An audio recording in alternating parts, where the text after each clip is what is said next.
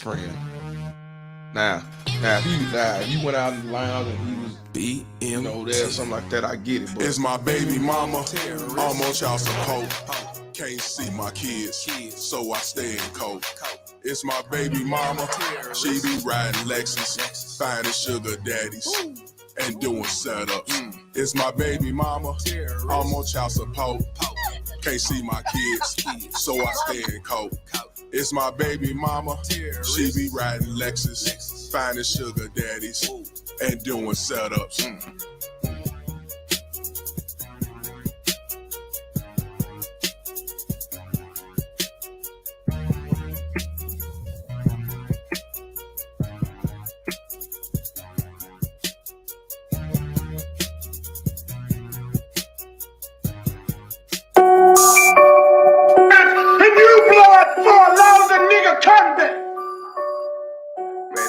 Got me fucked up, man. Baby mama tell her tomorrow she needs some money. Man, you better go to Walmart.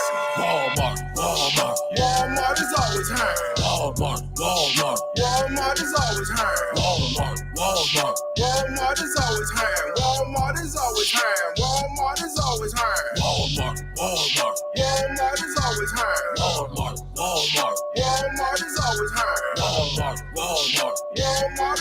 hiring. Walmart is always hiring. Walmart is always hiring. Wonder holler broke, bitch, you get some child support. Section 8 Obamacare, your ass better sell some dope. I ain't here to save your hope, I'm telling you in the dope. Better save your lean card or a twerking liquor store. Better shake it for Habib, better shake it for Mr. Chan, better shake it for Tyrone, bitch, I don't give a damn. Matter of fact, only fans gon' find your ass and stam. Who is shopping suckers? Bitch, I'm not your fucking man. It's not my fault you got 5 baby daddies with 4 fucking kids and no else to fucking live.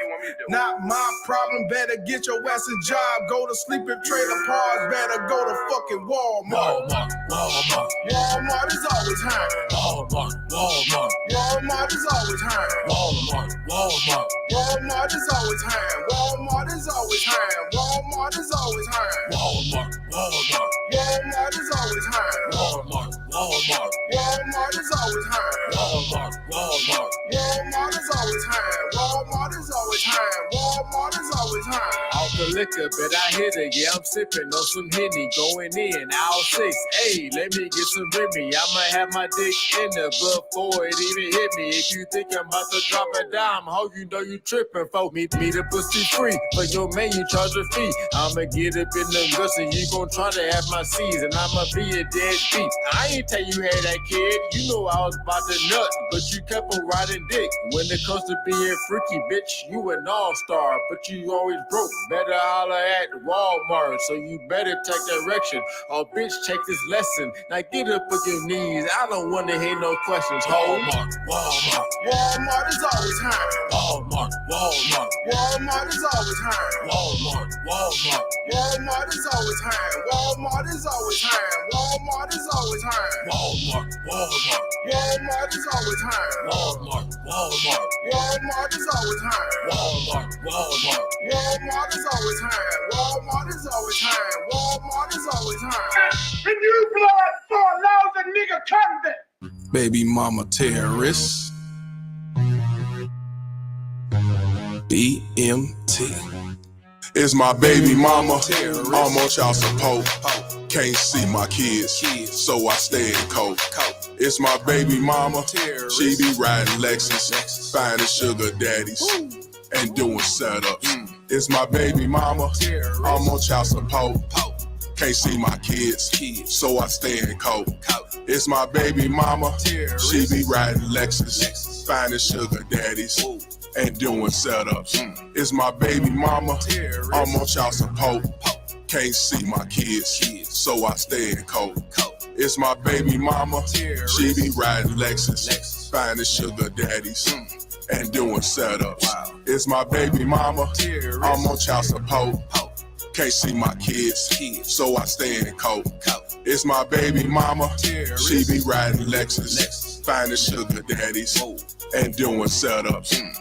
Riding around, try to play the role, Miss Innocent with an evil soul. In public, wearing fake hellos. Behind closed doors, she rocked them horns. I moved on, she wanna teach me a lesson. Can't see my kids, man, I'm stressing. Couldn't see my son to give me his present. She got married to teach me a lesson. Telling people she did nothing wrong. Knowing that well since I moved on. Thought that money would keep me home. Hell no, bitch, I'm gone. I don't know what you lost your mind. Try to say my name, but I know your kind. Saying I'm a deadbeat, bitch, you lying. Fighting in court, man, I'm trying to be a father to my kids. She focus on the wrong shit. Worrying about another being instead of us co-parenting. Put my kids in grown folks' business. Telling them lies, bitch, you wicked. Split personality, oh yeah, you twisted. Never thought I'd go through this. It's my baby mama, I'm on child support.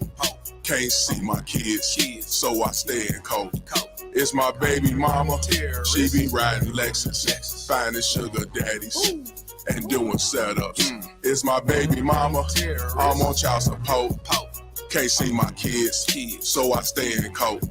It's my baby mama, she be riding Lexus, finding sugar daddies and doing setups. It's my baby mama, I'm on child support. Can't see my kids, so I stay in cold. It's my baby mama, she be riding Lexus, finding sugar daddies and doing setups. It's my baby mama, I'm on child support. Can't see my kids, so I stay in cold. It's my baby mama, she be riding Lexus, finding sugar daddies and doing setups. Can you blow it for a lousy nigga Compton? Can you blow it for a lousy nigga Compton? I built that nigga. I built that nigga. I built that nigga.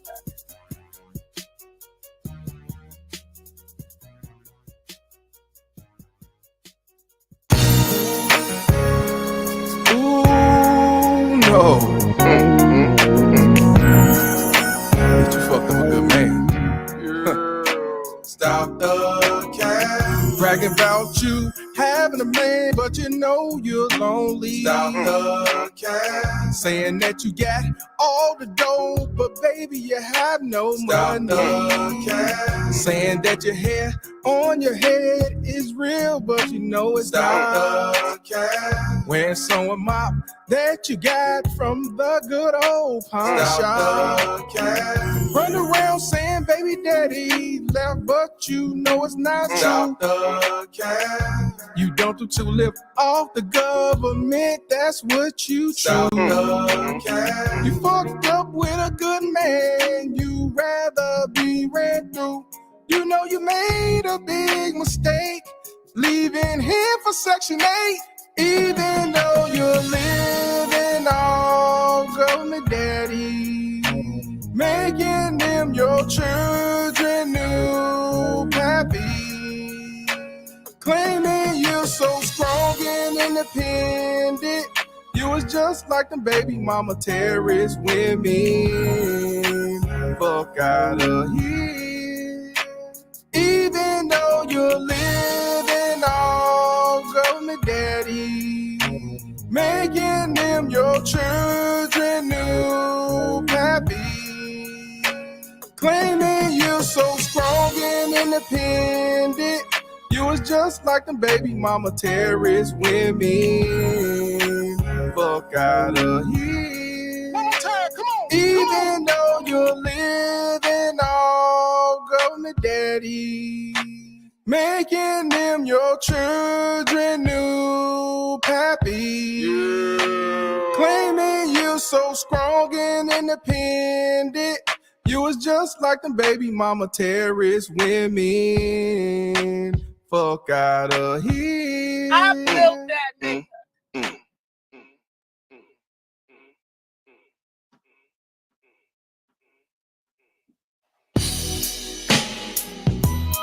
Hey, look, you ain't paying my motherfucking rent for 9 months. Nah. Hell nah, I don't want no motherfucking sex. I'm Mr. Palmer, bitch. I don't do that sucker shit. You better have my motherfucking money. Punk ass bitch. What I don't understand, how you be so strong and be so independent and be a bum. got help from government daddy, and you get them PPP loans. Yet you haven't paid shit, so you need to get gone. You haven't paid your fucking rent for a whole 9 damn months. Hell no. Got my crib all smelly and nasty from trash and blunts. Oh, hell no. Fuck this, get the fuck out. Fuck you being homeless and the least wanted. Here's your eviction notice, so yeah, you need to get the fuck out of here. Your ass get in the big thing. Your ass is about to get the boot. Your ass get in the big thing. Your ass is about to get the boot. Your ass get in the big thing. Your ass is about to get the boot. Your ass get in the big thing.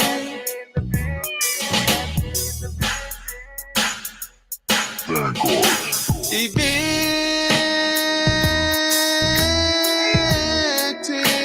Your ass is about to get the boot. Your ass get in the big thing. Your ass is about to get the boot.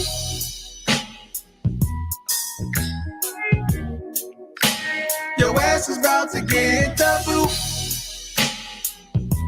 Your ass get in the big thing. Your ass is about to get the boot.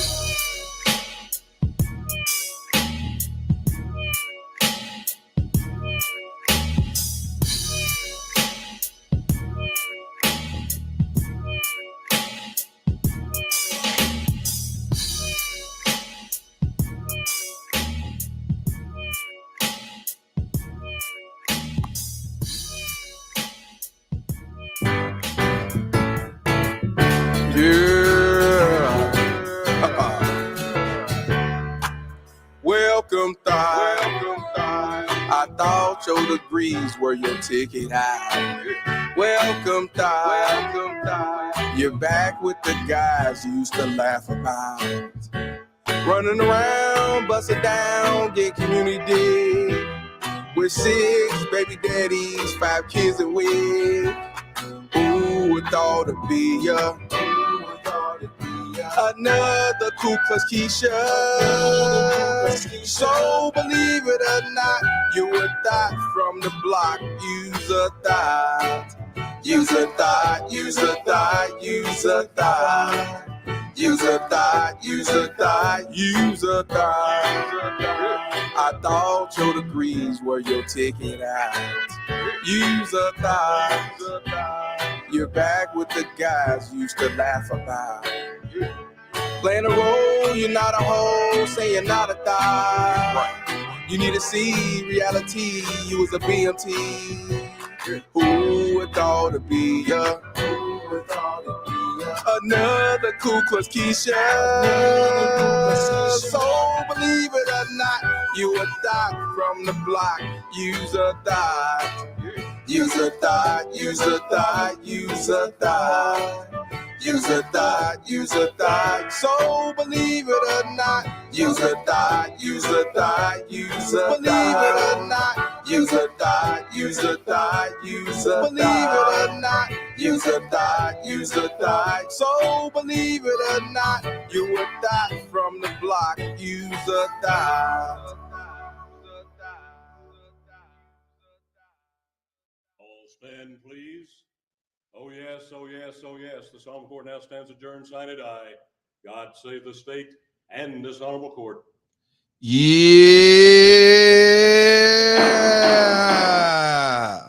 Shout out to the Cows gang. Shout out to the motherfucking Cows gang. We finna definitely cook and talk about this bullshit. All rise for the street ordained judge, Mr. Palmer.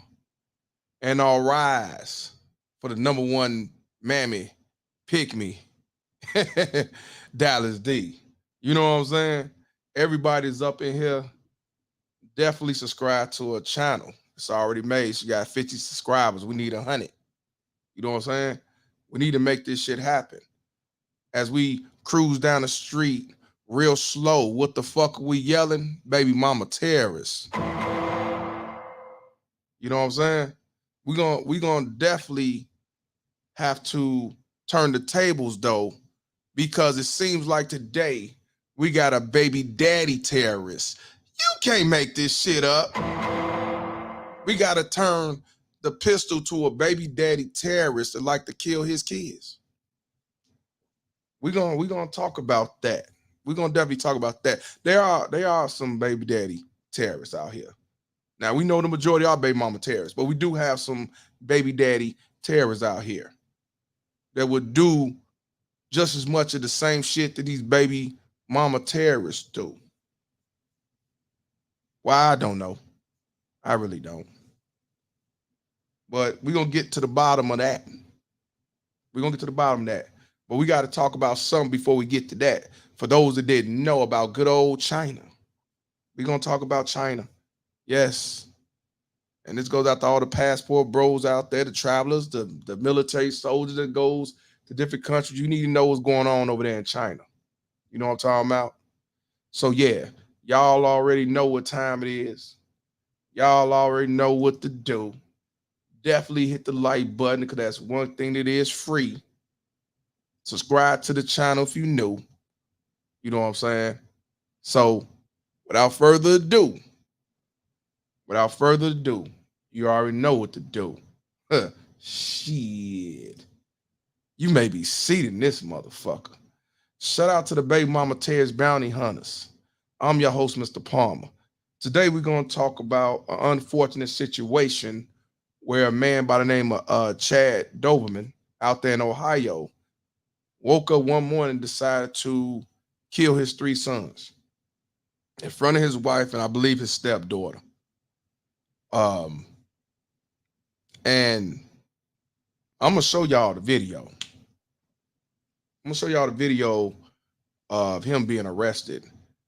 And this dude was so calm. He was more worried about his dog getting shot versus the shit that he did. You can't make this shit up. You can't make this shit up. See, I want y'all to understand when it comes to me and my take, when I talk about these baby mama terrorists, this unjust system, stuff like that, and this fake ass feminists, and even the alphabet community, I want you to understand I call out anybody that do some fuck shit. I'm not biased to say, well, I'm gonna talk about her, but I ain't gonna mention about what the fuck this nigga did. But the reason why I talk about these baby mama terrorists the way I do, because most of you motherfuckers won't say shit about it. Y'all will sit back and try to justify it, use mental issues and postpartum and anything to justify this bitch is doing. Just like the bitch that got caught in Alabama lying about a white kid being on the side of the road for 600 motherfucking yards and shit, or whatever, yards, feet, meters, or whatever the fuck, and never got out the car. And y'all motherfuckers gonna say, well, you don't know what she had going on, and you know, maybe she has some mental issues. Maybe she got some postpartum going on, even though she ain't had no kids. Anything to justify that she lied, wasted resources, and definitely lied like a motherfucker, including her mama. See, that shit is so weird to me. But some dude do shit like that, they say hang him, lynch him. He get what he get, and I agree. But when it comes to them, nah, you don't do that. They gotta have a particular reason in their mind on why they did that. Oh, the nigga broke up with him, nigga cheated, so that justifies why she did the act she did. Okay, I got it. Yep. So we definitely gonna cook and talk about that. So you may be seated. Once again, you may be seated. Now, I couldn't do this by myself. As always, certain things, a lot of things I just don't want to do by myself. I just can't do it. I got to get Dallas D to help a nigga out, because, you know, it ain't even so much of hearing it from a woman's perspective. Sometimes I just get tired of talking. Seem like I like to talk and shit like that, but sometimes shit, I'm tired of doing this shit by my damn self. I can, but shit, let's ask some other people to the Cows gang. And that's one individual who I know is going to tell it like it is and don't give a fuck, just like I don't. keep her veins on ice cold, and got the Reverend Neck syndrome. I don't give a Yes. fuck what you think, bitch. So I definitely had to do this shit with Dallas D. So Dallas D, is you ready? Yeah, she ready. Yeah, so yeah, no accountability. That's what I'm talking about.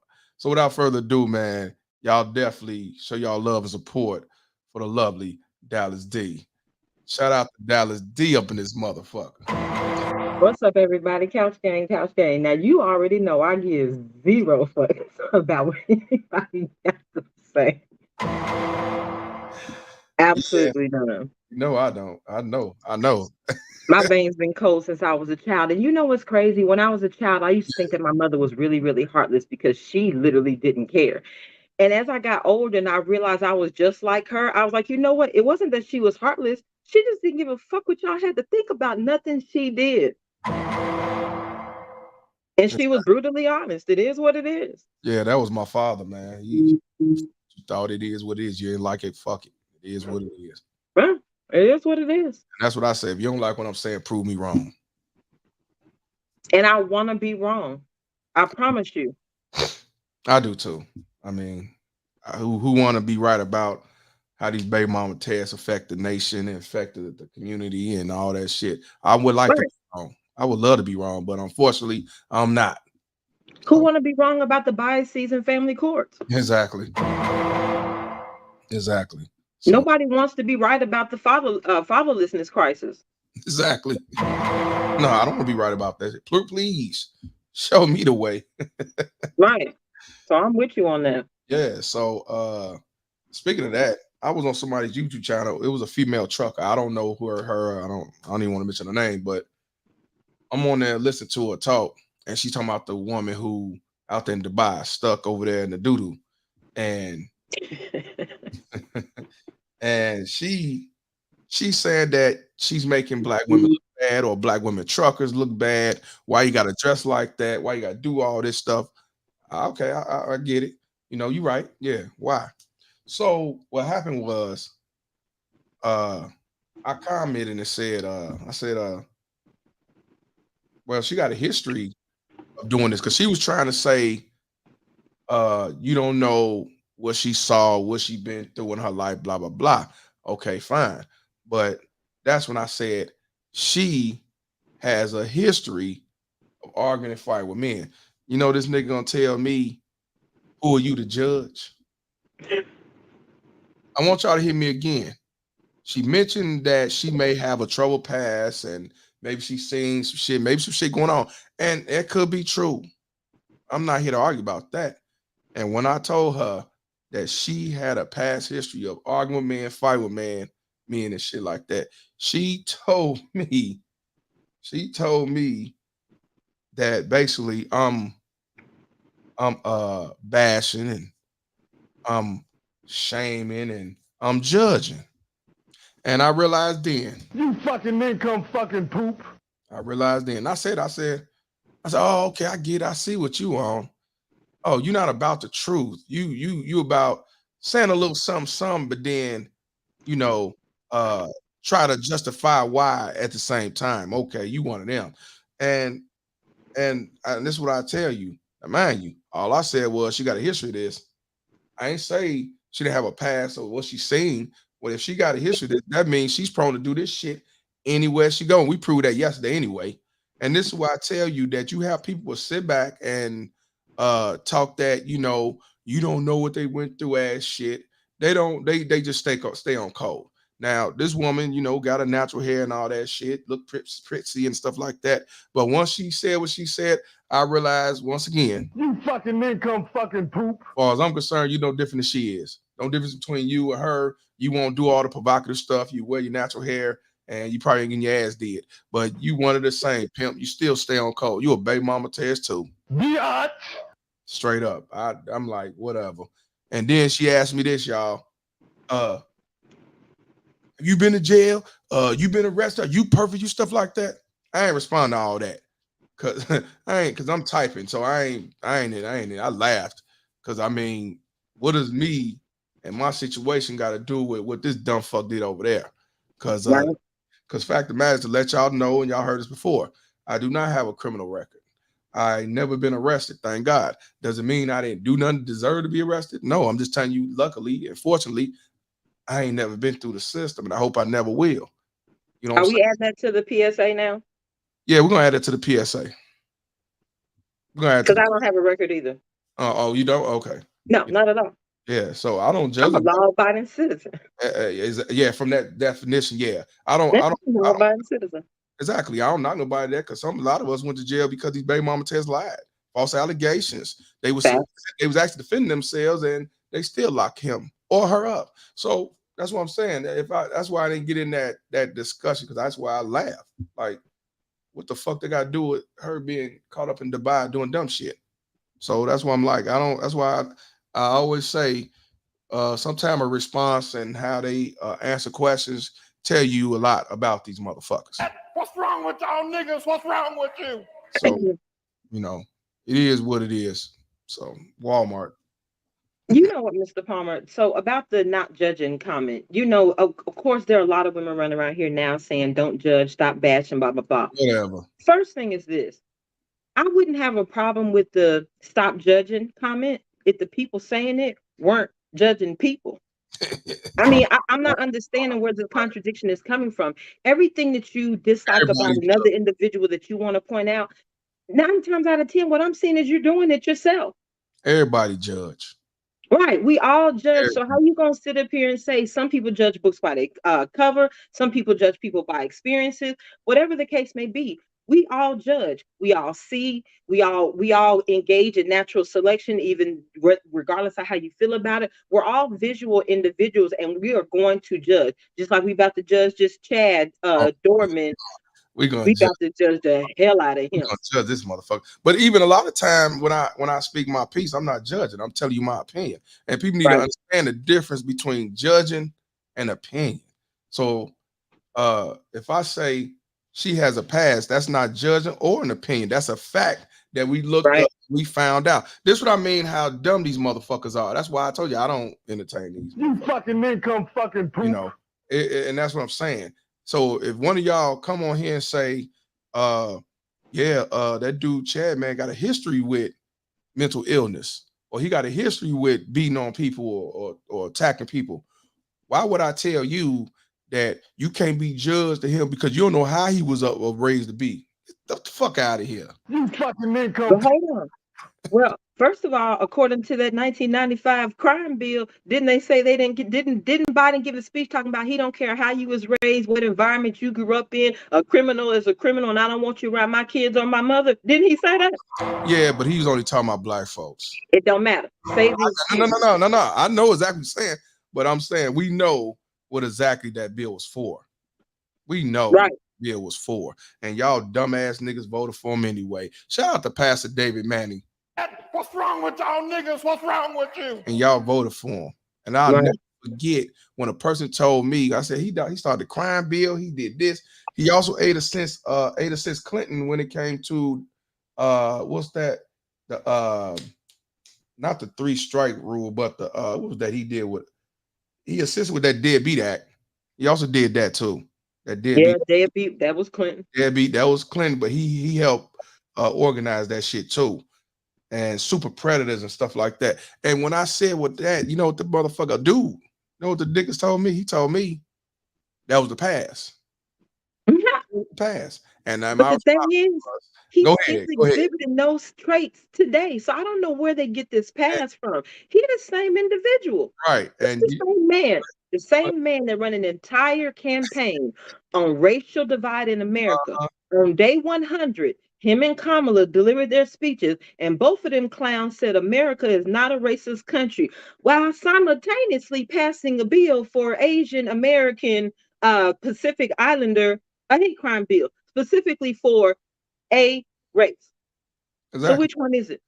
And it's America is a racist country.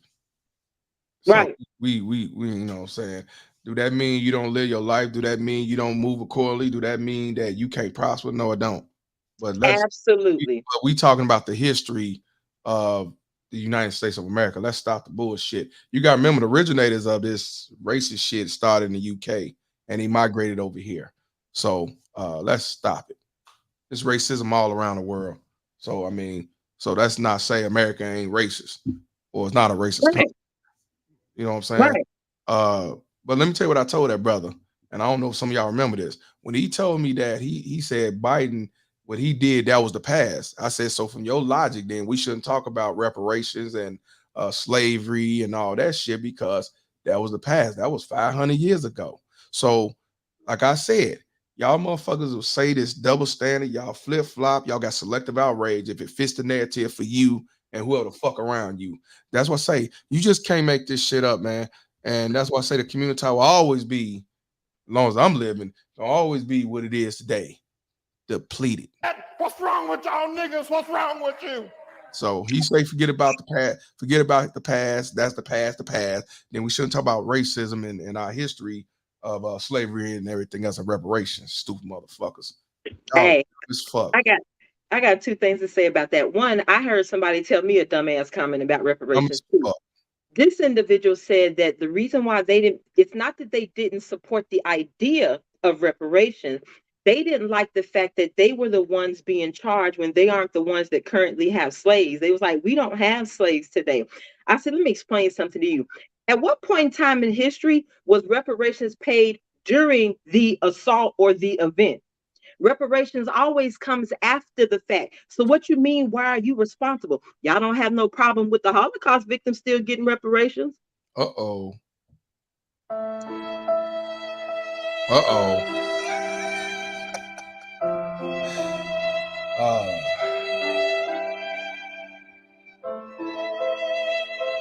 Dumb shit.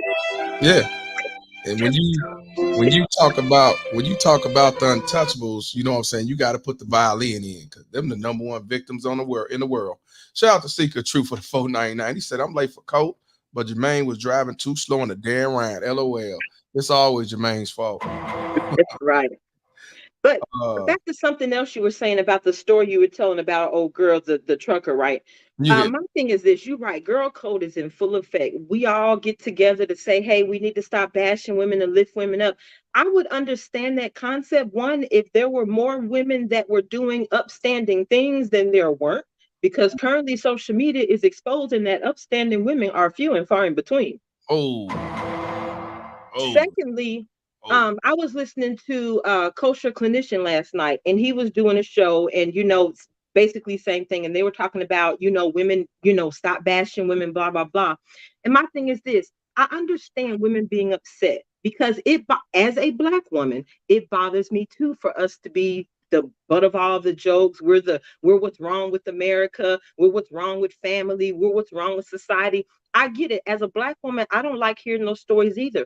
But when are we going to stop worrying about men talking about these stories and start telling women to stop giving men content to talk about? I mean, that's how you eliminate that. Truth is what it is. That's how I thought you eliminated. Because it looks like we ain't never going to run out of stories. Do anybody here think we're going to run out of stories? I just want to know, do anybody think so? Let my man Clay Davis respond to that one. Shit. Because when I talk tomorrow or Tuesday, I got something that I want y'all to see that I didn't know. Never bothered, looked it up, never cared. But we're gonna definitely talk about that tomorrow or Tuesday. I'm not sure. But it is what it is. Let me give a shout out to my man 7575 PT. He sent me a cash app at 3:30 in the morning, man. Shout out to you, my brother. I gotta pay my Aronson bill and my renter center bill. Shout out to you, man. I gotta pay that on a 24-hour basis, man. I get tickled every time I think about that 2-piece section. I'm telling you. See, look. This side is one side and that side the other side. Renter sitting on this side and Aaron's on the other, man. You brought a tear to my eye. I promise you I get tickled every time. I ain't playing, man. Y'all gotta look out for me, man. Couch gang. I mean, shit. And the coins I do, I put it all into that couch because I'm trying not to be evicted. Well, the couch get evicted, not me. I ain't never been evicted. Also, once again, shout out to 7575 PT for the $10 cash app. He just sent it at 12:04. Shout out to you, my brother. Everybody need to lead the example and follow PT, you know what I'm saying, and donate to the channel, you know, donate to the Cows Gang, and definitely like and definitely subscribe if you're new up in here, man. I told y'all the last cows got repossessed, and I said that will never happen again. They through the motherfucking window and shit. I said it will never happen again. But the good thing about it is I got a much better couch. I feel you. Y'all remember for like a couple days or a week, I ain't have shit back there. I told you they evicted my shit. I'm sorry. That just tickles me every time I think of it. It should be. So I showed y'all. I get a better couch. Yeah, but hey, don't spit the water out.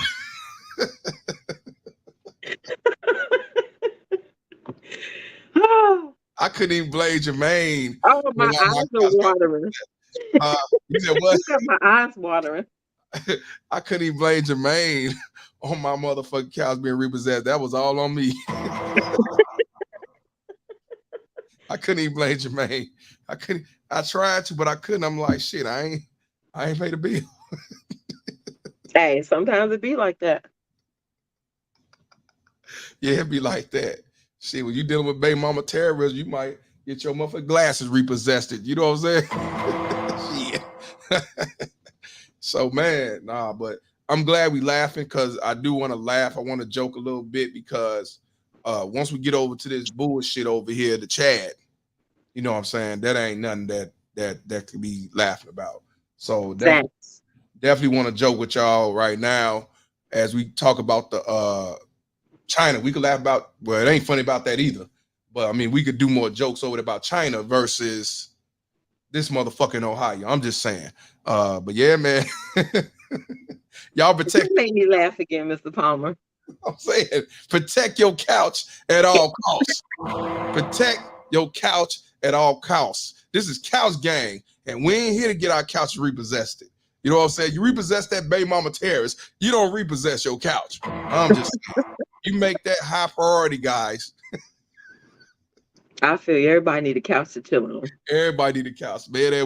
Everybody need a couch to sit on, man. Shout out to the Couch Gang, man.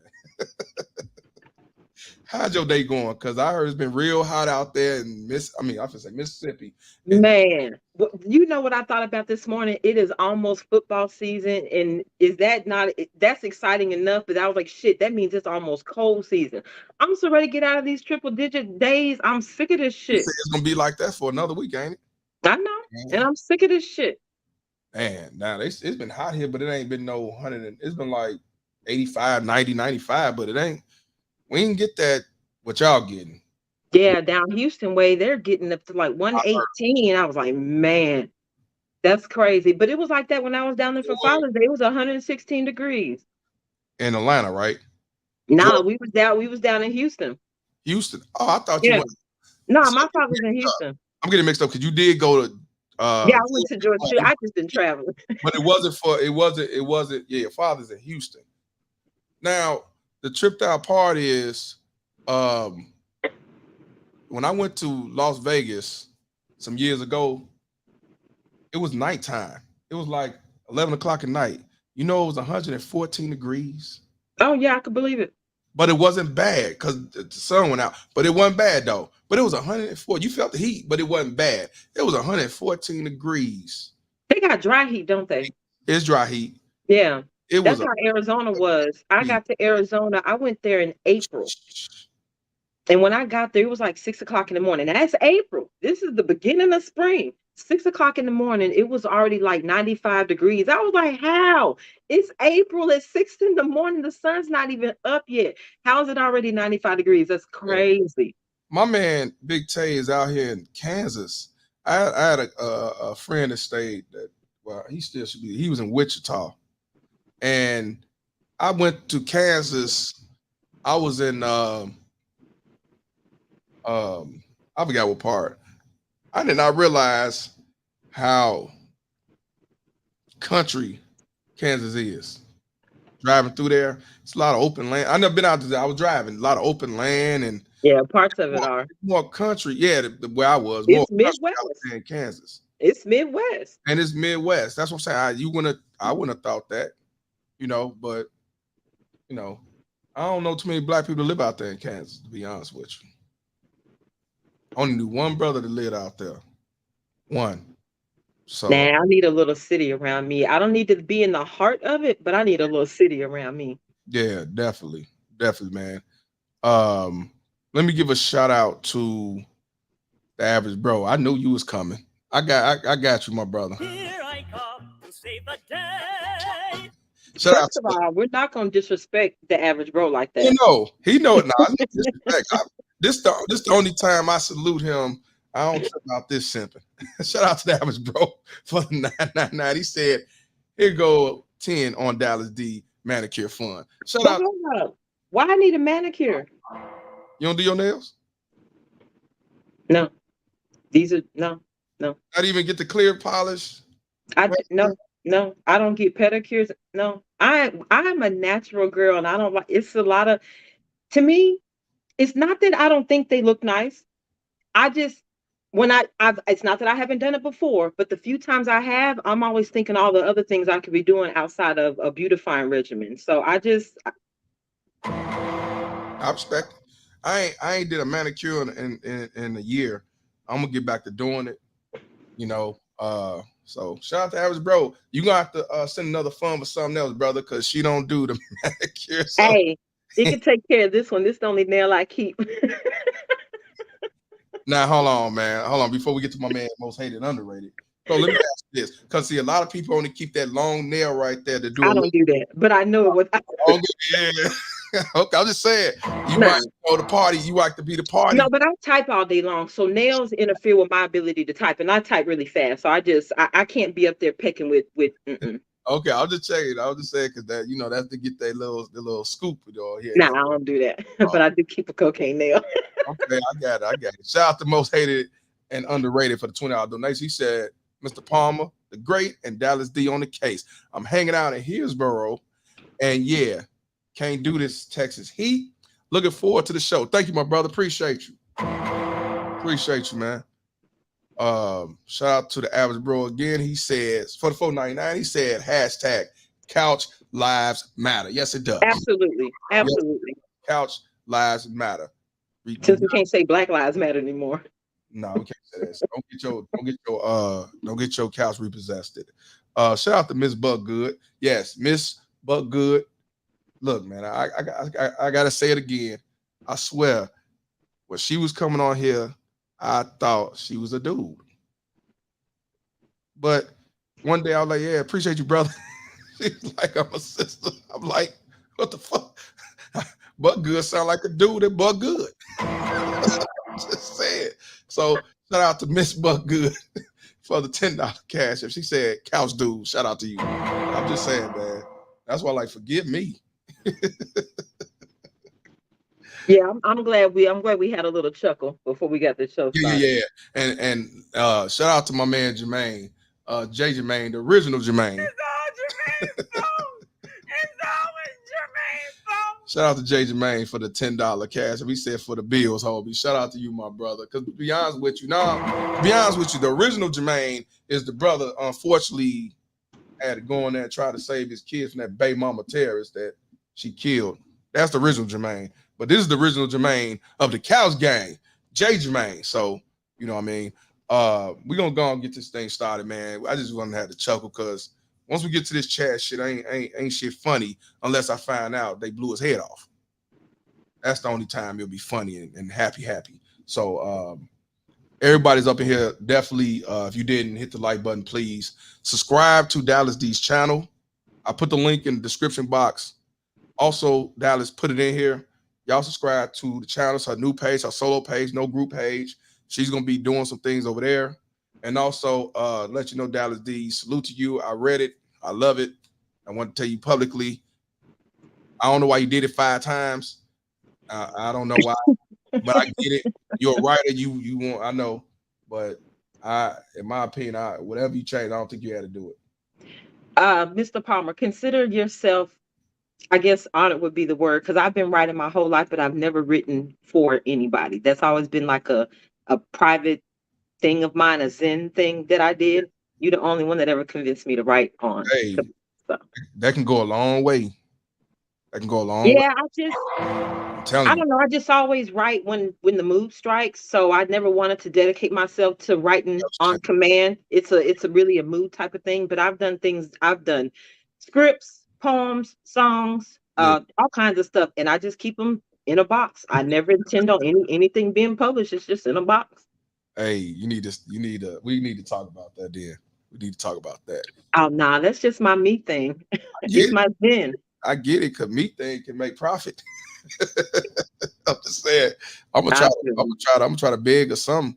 Make that happen. I get it though. Cause some like you say, hey, that's just me. That's just what I do. That's my therapeutic about me. I get it. I get it. Because But if I had a job writing constantly, I think I would end up hating it for some reason. And I think that's what I can distracts me believe that. from doing it. I can. Yeah, I think I would end up hating it. I can believe that. I can believe that. Oh man. Shout out to Average Bro for the $1.99. He said, y'all cut that out. Nah, we just had to get the laugh on before we get this thing going. We're gonna talk about the first link that I have about family law in Hong Kong, basically in China. I want y'all to know if y'all are traveling to China or living out there in China, you want to start a life out there in China, you want to have a family out there in China, you need to know before you go out there. And I want Dallas D to kick this off. She sent this to me, you know. So I've been told y'all that this child support system is a worldwide issue. It ain't. Oh, no, no, no, no, no. Do you have the first one that has the actual story? Oh, hold on. Yeah, do the story first. And I don't want to read the whole thing. I just want to read the first part Hold of on. the father's description. You know what? It ain't on here. Oh, I didn't put it on there. I just sent it to you in a Yeah, don't worry about it. I'll take care of it. okay. Yeah, because I want to do that one first, just to give them, what made me look it up. Because I Actually, had never been interested in what Hong Kong family law was, but it was very interesting once I read it. yeah. Did you put your link in there? Oh, I'm about to. Yeah, put your link in there and I'll pin it to the top. Yeah, it is a story about a Chinese dude.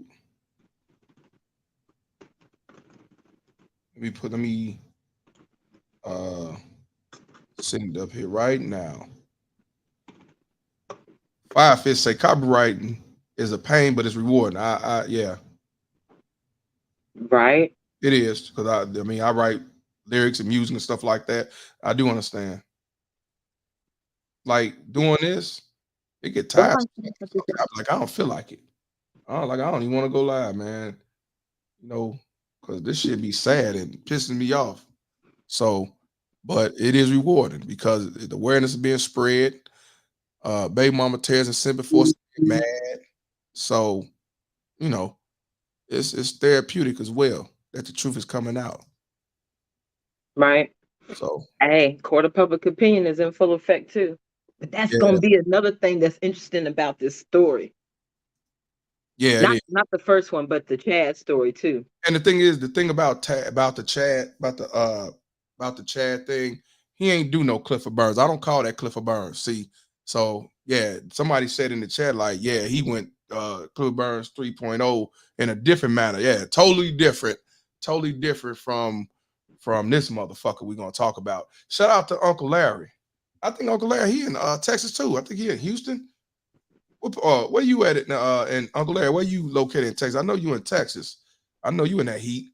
Shout out to Uncle Larry for the $50 donation. He said, "This is a PSA to all my brothers, no matter what color in the Houston and surrounding areas." Yeah, Houston. There, and I talked about this yesterday. There is a syphilis outbreak going on there, so be careful. Hell no. Yes, it is. Yes, it is. So be careful where your Jimmy hat. I mean, wear your Jimmy hat. But most of all, leave these 304s alone from your Uncle Larry. Shout out to Uncle Larry. Yes. Mm-mm. I saw it on TikTok, then I Googled it, looked at yes, the syphilis is rising. Hell no. Yes, in Houston. Why? I don't know. I don't know. It didn't say Dallas. It didn't say San Antonio. It didn't say Laredo. It didn't say I wonder if it's the migrants, because you know a lot of people migrated to the it could Houstons, be. to the San Diego. We Right. didn't, not San Diego, San Antonio's, Austin, stuff like that. We didn't get as much as some of those metroplexes got. It could be because they didn't say it was a black thing or white. It just said period, everybody. So it could Mm. be, man. It could be. So y'all be careful out there. We got Forever Blessed. He in Fort Worth, Texas. Yep, near Dallas. Shout out to you, Uncle Larry, and I got you. We definitely can let my man talk to his shoes. Now that's funny. That nigga, I would never ever let this one go. This dude actually stand up, talk to his shoes. Christmas. Go Hey, ahead. if ain't nobody else listening, and you got to get it off your chest, I'm just saying. But it ain't the fact he talking to himself, but he talking to his shoes though. Nobody else was listening. That's what these baby mama tests can do, man. They can make you talk to your shoes. Y'all better leave these.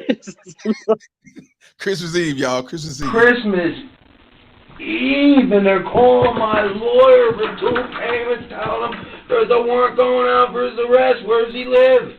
I got a fucking apartment in the post office box because I don't want people bothering me anymore. That would never ever die out. I don't give a Hey, maybe because the shoes was talking smack, because you saw he was patting his feet before he stood up, right? Maybe the shoes was talking smack, so he had to let him know. And my I stuck with his feet. Yeah, he was on the road. And I don't remember. I don't know if somebody sent me this or I saw it. I think we did it when we did the video about it. That's what it was. When I first did the video on it, I did the video and reacted to it. And when I saw that, I said, I'm gonna I'm gonna clip this shit. And I've been using it ever since. Man, the first time I saw it, I ain't gonna tell you, I thought that was, what is his name? Is it Cass Jackson or whatever his name was? Oh, Cash Jackson. Yeah. Man, I promise you, the first time I saw that clip, I thought that was him. I was like, oh shit. Yeah, because all the shit he been through with his baby mama, he's still locked up, man. In Illinois, Lake County or Lake Station in Illinois, man. That's Lake County, Illinois, man. That he's still locked up for that shit, man. Yeah, he went through a lot. Nah, I ain't gonna lie, I was thinking like, man, Cash might pull a Christmas Eve, man, because he's a military veteran and he's going through this unjust system, and he is a patriot to the United States. And I'm like, he'll fuck around and do some shit like that. So definitely gotta be careful, man, when y'all be poking that bell. So right. Dallas, you kick this one off. All right, and I don't want to read the whole thing. I just want to read the part about what happened to the father. So Okay. you go ahead and title of the article. Yep. Struggles of divorced fathers in Hong Kong custody battles to show they can also care for their children. So as Mr. Palmer stated, this is not just a westernized thing. This is not just an American culture thing. This is not just a North America thing. This problem with child custody and child support and all this stuff is global. It's a global problem. So that's why looks like laws ain't changing no time soon. And that's why Mr. Palmer's always preaching you got to change the laws in your mind, because it's messed up everywhere you go. But go ahead, Mr. Palmer. Matter of fact, can you make that a tad bit bigger? All right. So ever since his son was born 5 years ago, Tony, whose name has been intentionally left incomplete, has been by his child's side, tending to his needs. The two have been inseparable, playing soccer together, going to the beach, and talking about cars. We do everything together, even eating, taking a shower. That's a little odd. But the 30-year-old said, there was not a moment that I'm away from my son. So I guess if the son is only 5, I guess it's not that big of a deal. But hey, I still won't be saying that out loud. But he said for Father's Day, he plans to take his 5-year-old to church before attending a craft workshop together. Even after Tony and his son's mother divorced last year, they have been splitting time with their child equally. But soon, the doting father might not be seeing his son as much. His ex-wife wants to raise their son in mainland China, even though the child has lived his whole life in Hong Kong so far.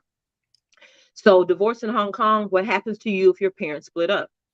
Despite trying to negotiate with his son's mother, the matter was eventually taken to court.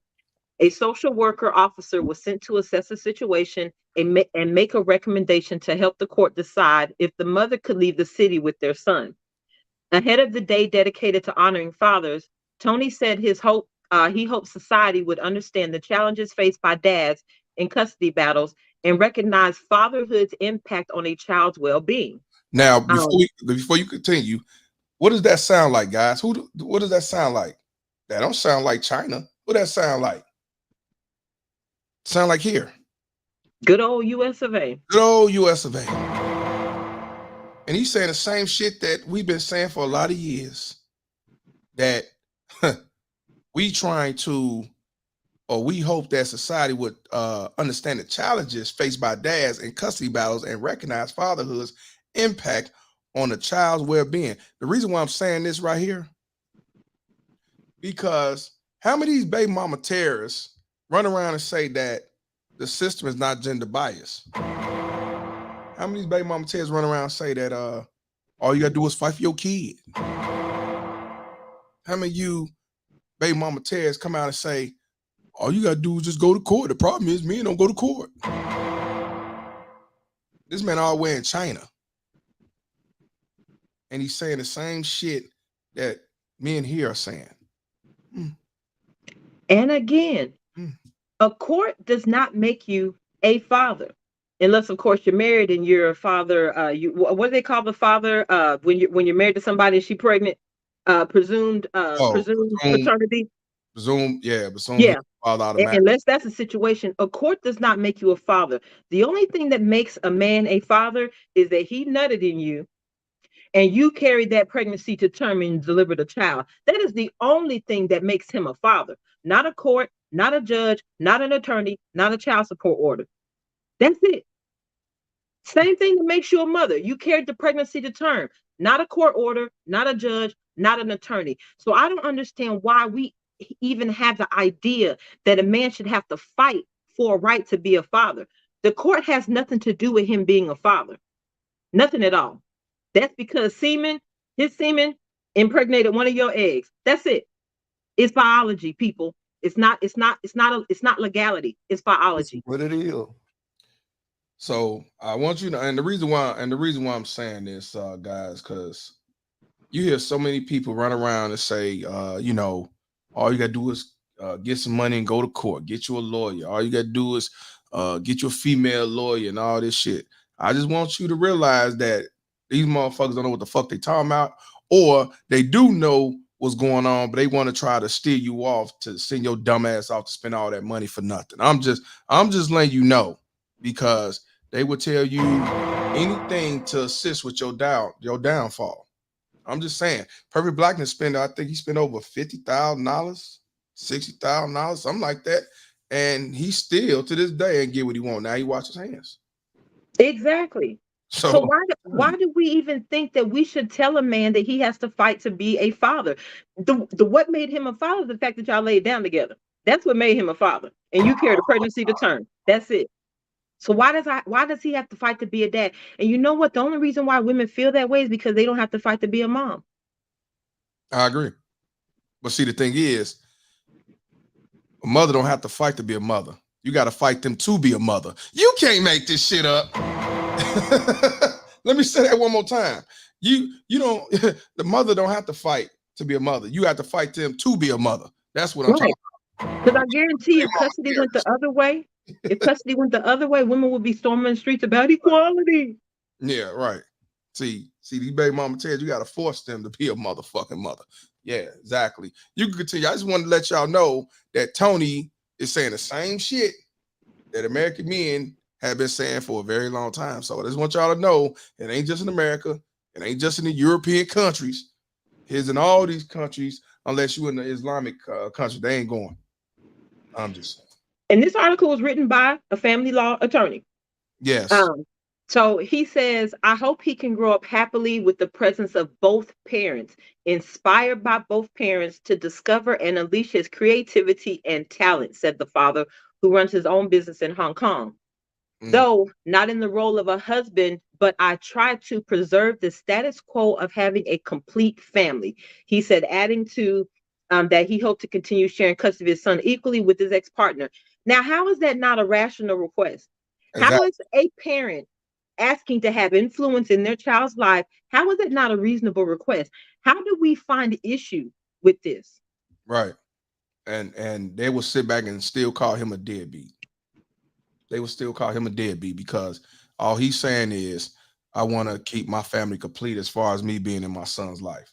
And they will say, well, should have kept your pants zipping. Well, you shouldn't have got divorced. And well, it is what it is. And well, you better just get you a lawyer. Just get a lawyer and go to court. You can see your kids.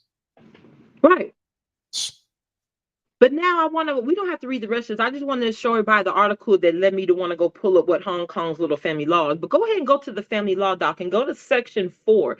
And it talks about their child custody laws. Now, the section before that, if you want to touch on it, it's about, I think the section before that may be about alimony and child support, I think. Oh yeah. And section 4 is custody of children. But yeah, you can see the Hold on. language is Let me written. watch that too about that alimony and shit.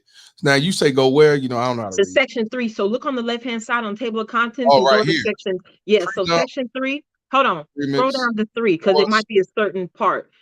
Divorce, blah blah blah. You can go down to the child support part or finances, finances and maintenance and Let's alimony. let's do the finance and maintenance first because a Yeah. lot. Now we always touch on child support. We're gonna do that, but we don't really talk too much on alimony. And one of the reasons why I don't, because I ain't been to the alimony, but we need to talk about that just in case y'all married or somebody is married.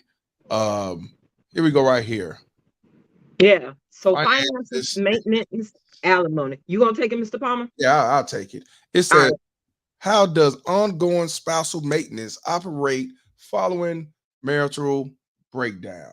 So, in relation to maintenance and pending legal proceedings, the relevant legal principles are set up by Hartman Ja, as he then was in HJFG versus KCY. Mind you, this China. The governing principles require the court to balance the reasonable needs of the applicant's spouse and the children where applicable against the paying spouse's ability to pay by using a broad brush approach. The sole criterion to be applied in determining the application is reasonableness, which is uh, synonymous with fairness. Yeah, right.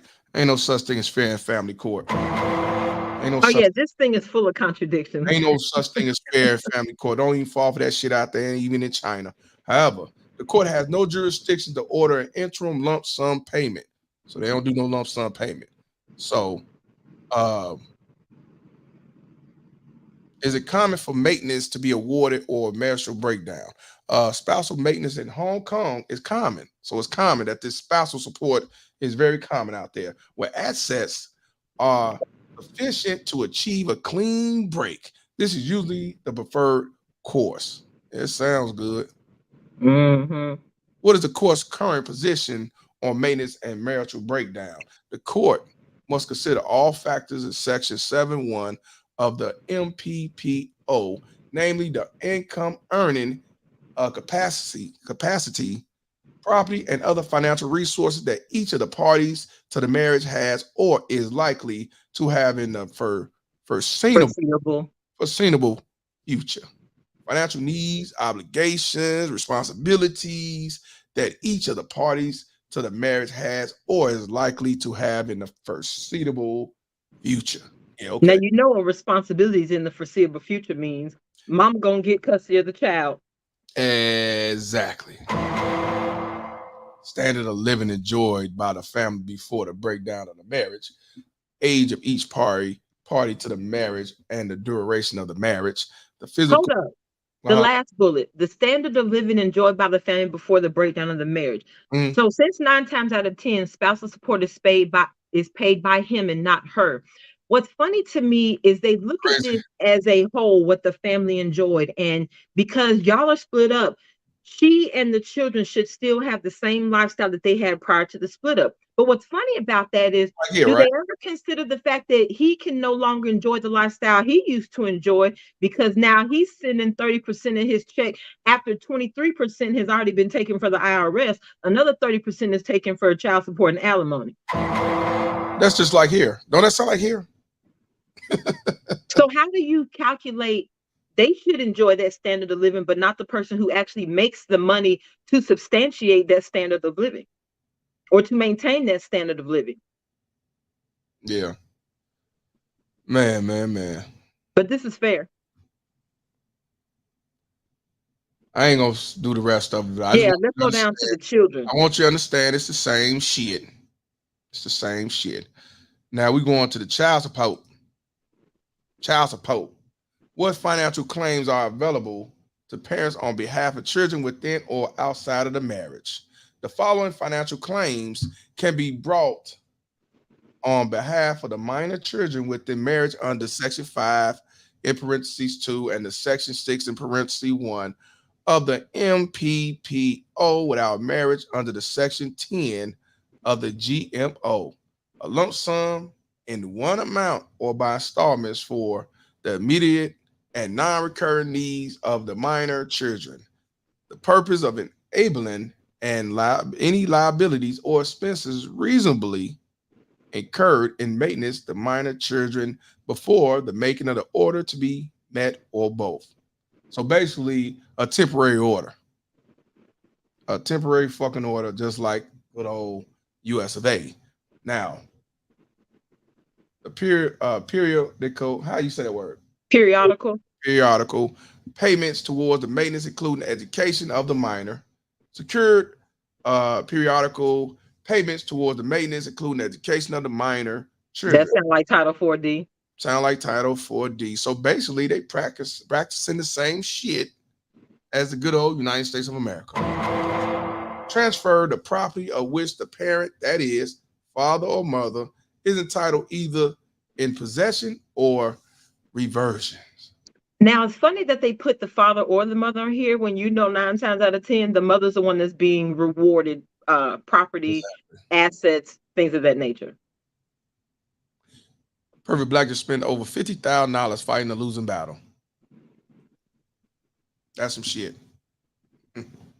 Shout out to Seek the Truth for the $1.99. He said the truth is what it is. I'll let my man say it for you. I got you. Truth is what it is. Truth is what it is. He didn't say is. I know. Shout out to Seek the Truth, but I knew what he meant. He spelled that right. Because that is the way, he is. Because he was talking that country shit. I gotta let y'all see what Perfect Blackness said. He said, over 10 years, I've had 2 white lawyers, 1 black lawyer, and the last lawyer I had was a black female. That was the worst mistake you ever did. And she was the worst. Oh. I didn't even see that shit after I said it. And she was the worst who I made sue me to get paid. So she sued him to get her money. And even though she didn't do her fucking job. None did all they could for me to get 50-50 equal parenting. Let me let Denzel speak on behalf of Malcolm X. And also, he's from Chicago too, y'all. I'm just saying. You've been had. Yeah. You've been took. Yeah. You've been hoodwinked, bamboozled, led astray, run amok. See, but y'all sit back and say it ain't like that. Yes, Japan does the same thing. Japan is not for men as well. So if you go over there to these certain countries, y'all need to find out. Y'all talking about building a family and starting over and getting a woman over there. Make sure you know the laws when it comes to divorces, family law, spousal support, and all that shit, because you could be set up for failure twice, or you be set up for failure for the first time thinking that your passport is going to lead you to the right woman and right tradition and the right family. You're going to be sent the fuck up. I'm just saying.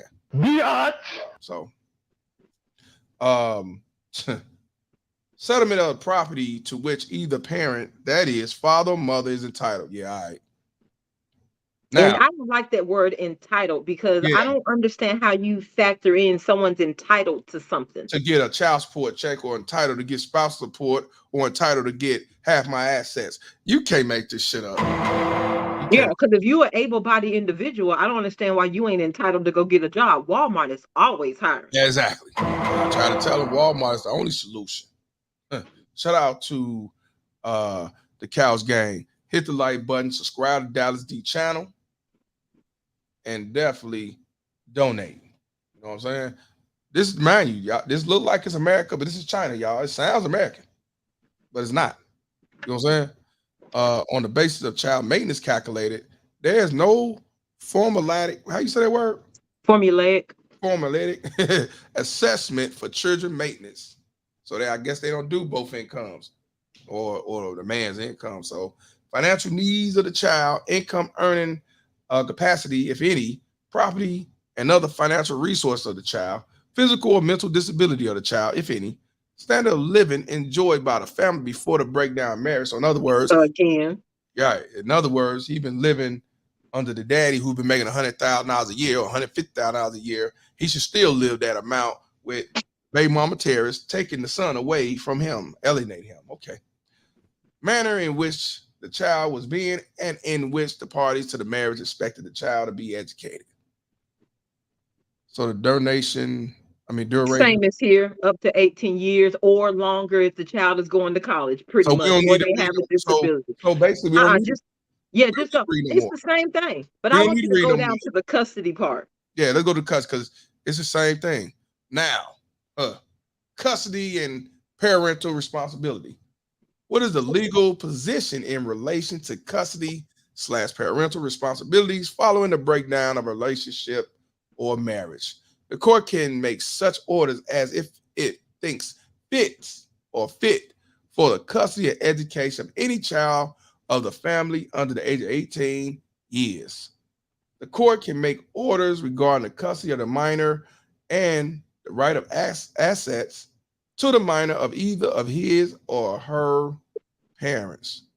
So I don't know if y'all saw what I saw, You but already what I read is if you're basically asking for a divorce, the court automatically can determine what's going to be in the best interest of the child. And you know what?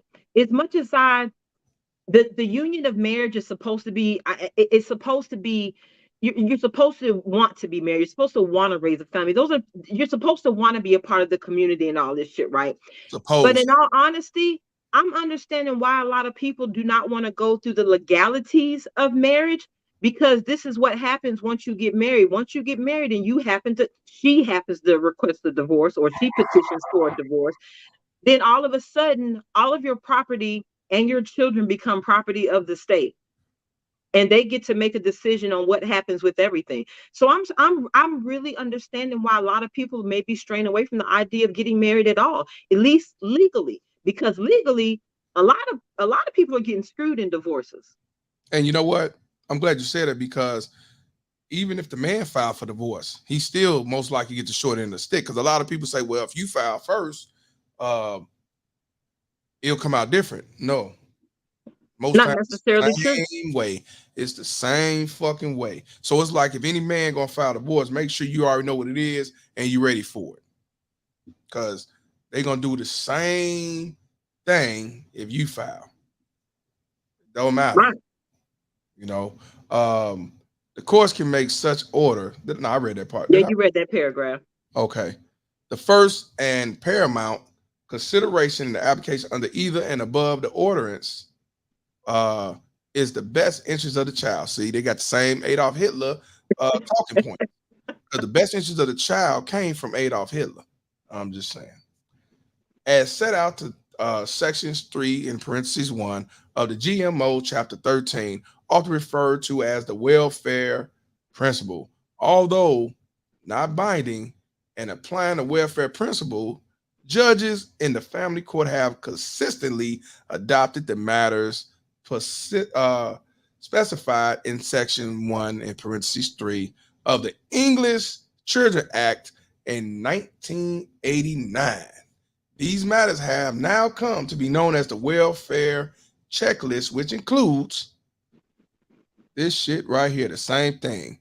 The feelings of the child concerned, which they don't give a fuck about child concern. They only Right. take into consideration the Right. physical, emotional, educational needs, The nature of relationship with the child with each parent. If that's the case, then father will have more custody. If that's the case, 50-50 would be automatic. That too. 50-50 be intact.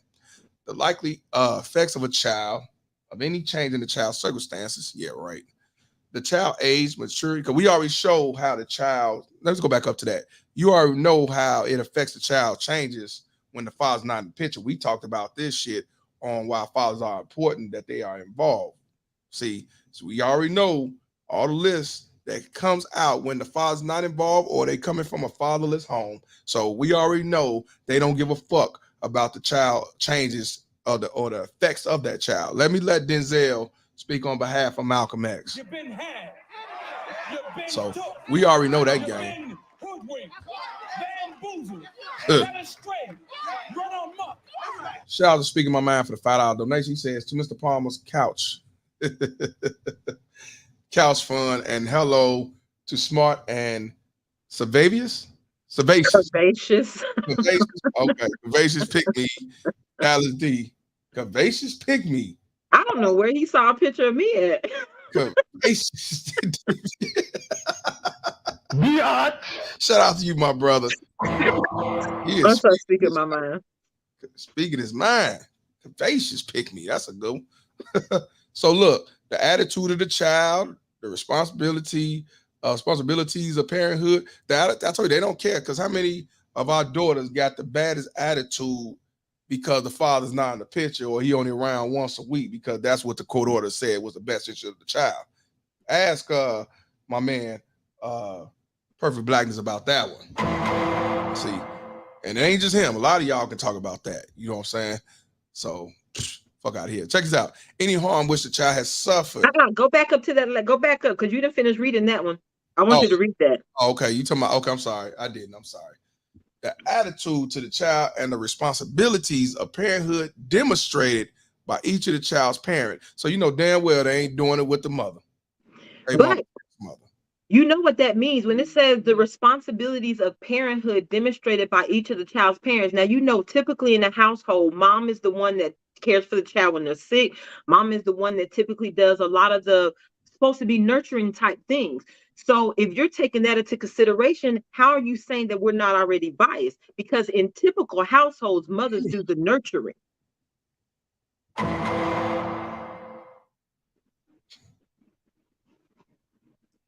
I don't have nothing. So that's a built-in bias. Yeah, just like our system is built in. They tell you man and woman and mother and father. Don't believe that shit. Right.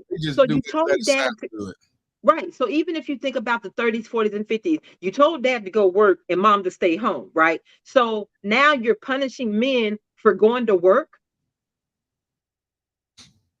From bootstraps up, you're punishing men for being the breadwinners, for being the providers. You're punishing men for that, because that's exactly what that law says. Men get punished for being providers. Right. So all you motherfuckers talking about leave with your wallet and shit. The only thing I can say about y'all, you fucking men come fucking poop. That's the worst thing you could do.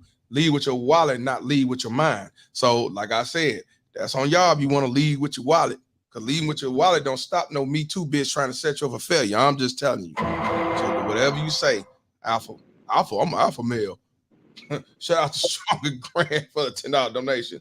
I've come to believe that the depopulation theory that I've heard about for years, and I agree with you, my brother. I also believe that the destruction of the family is the key element to that. Yes, family courts enforces it. Cow's game.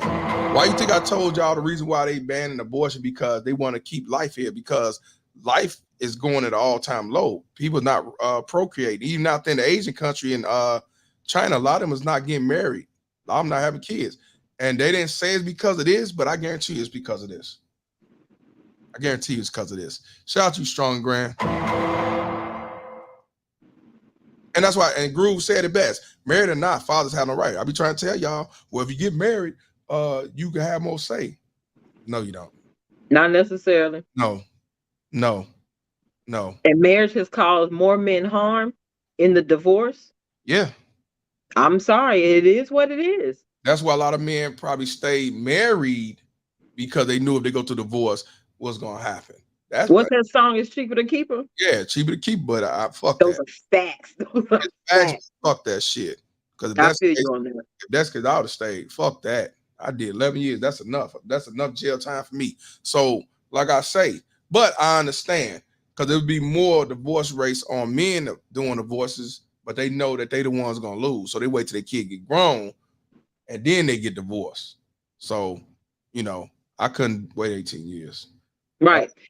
I couldn't. Now So we don't have to read the rest of these bullets because the rest of these is. same shit. I Right, want you to right. scroll down a little bit. There's something on there. I want you to blah blah blah. The term custody. Hold on.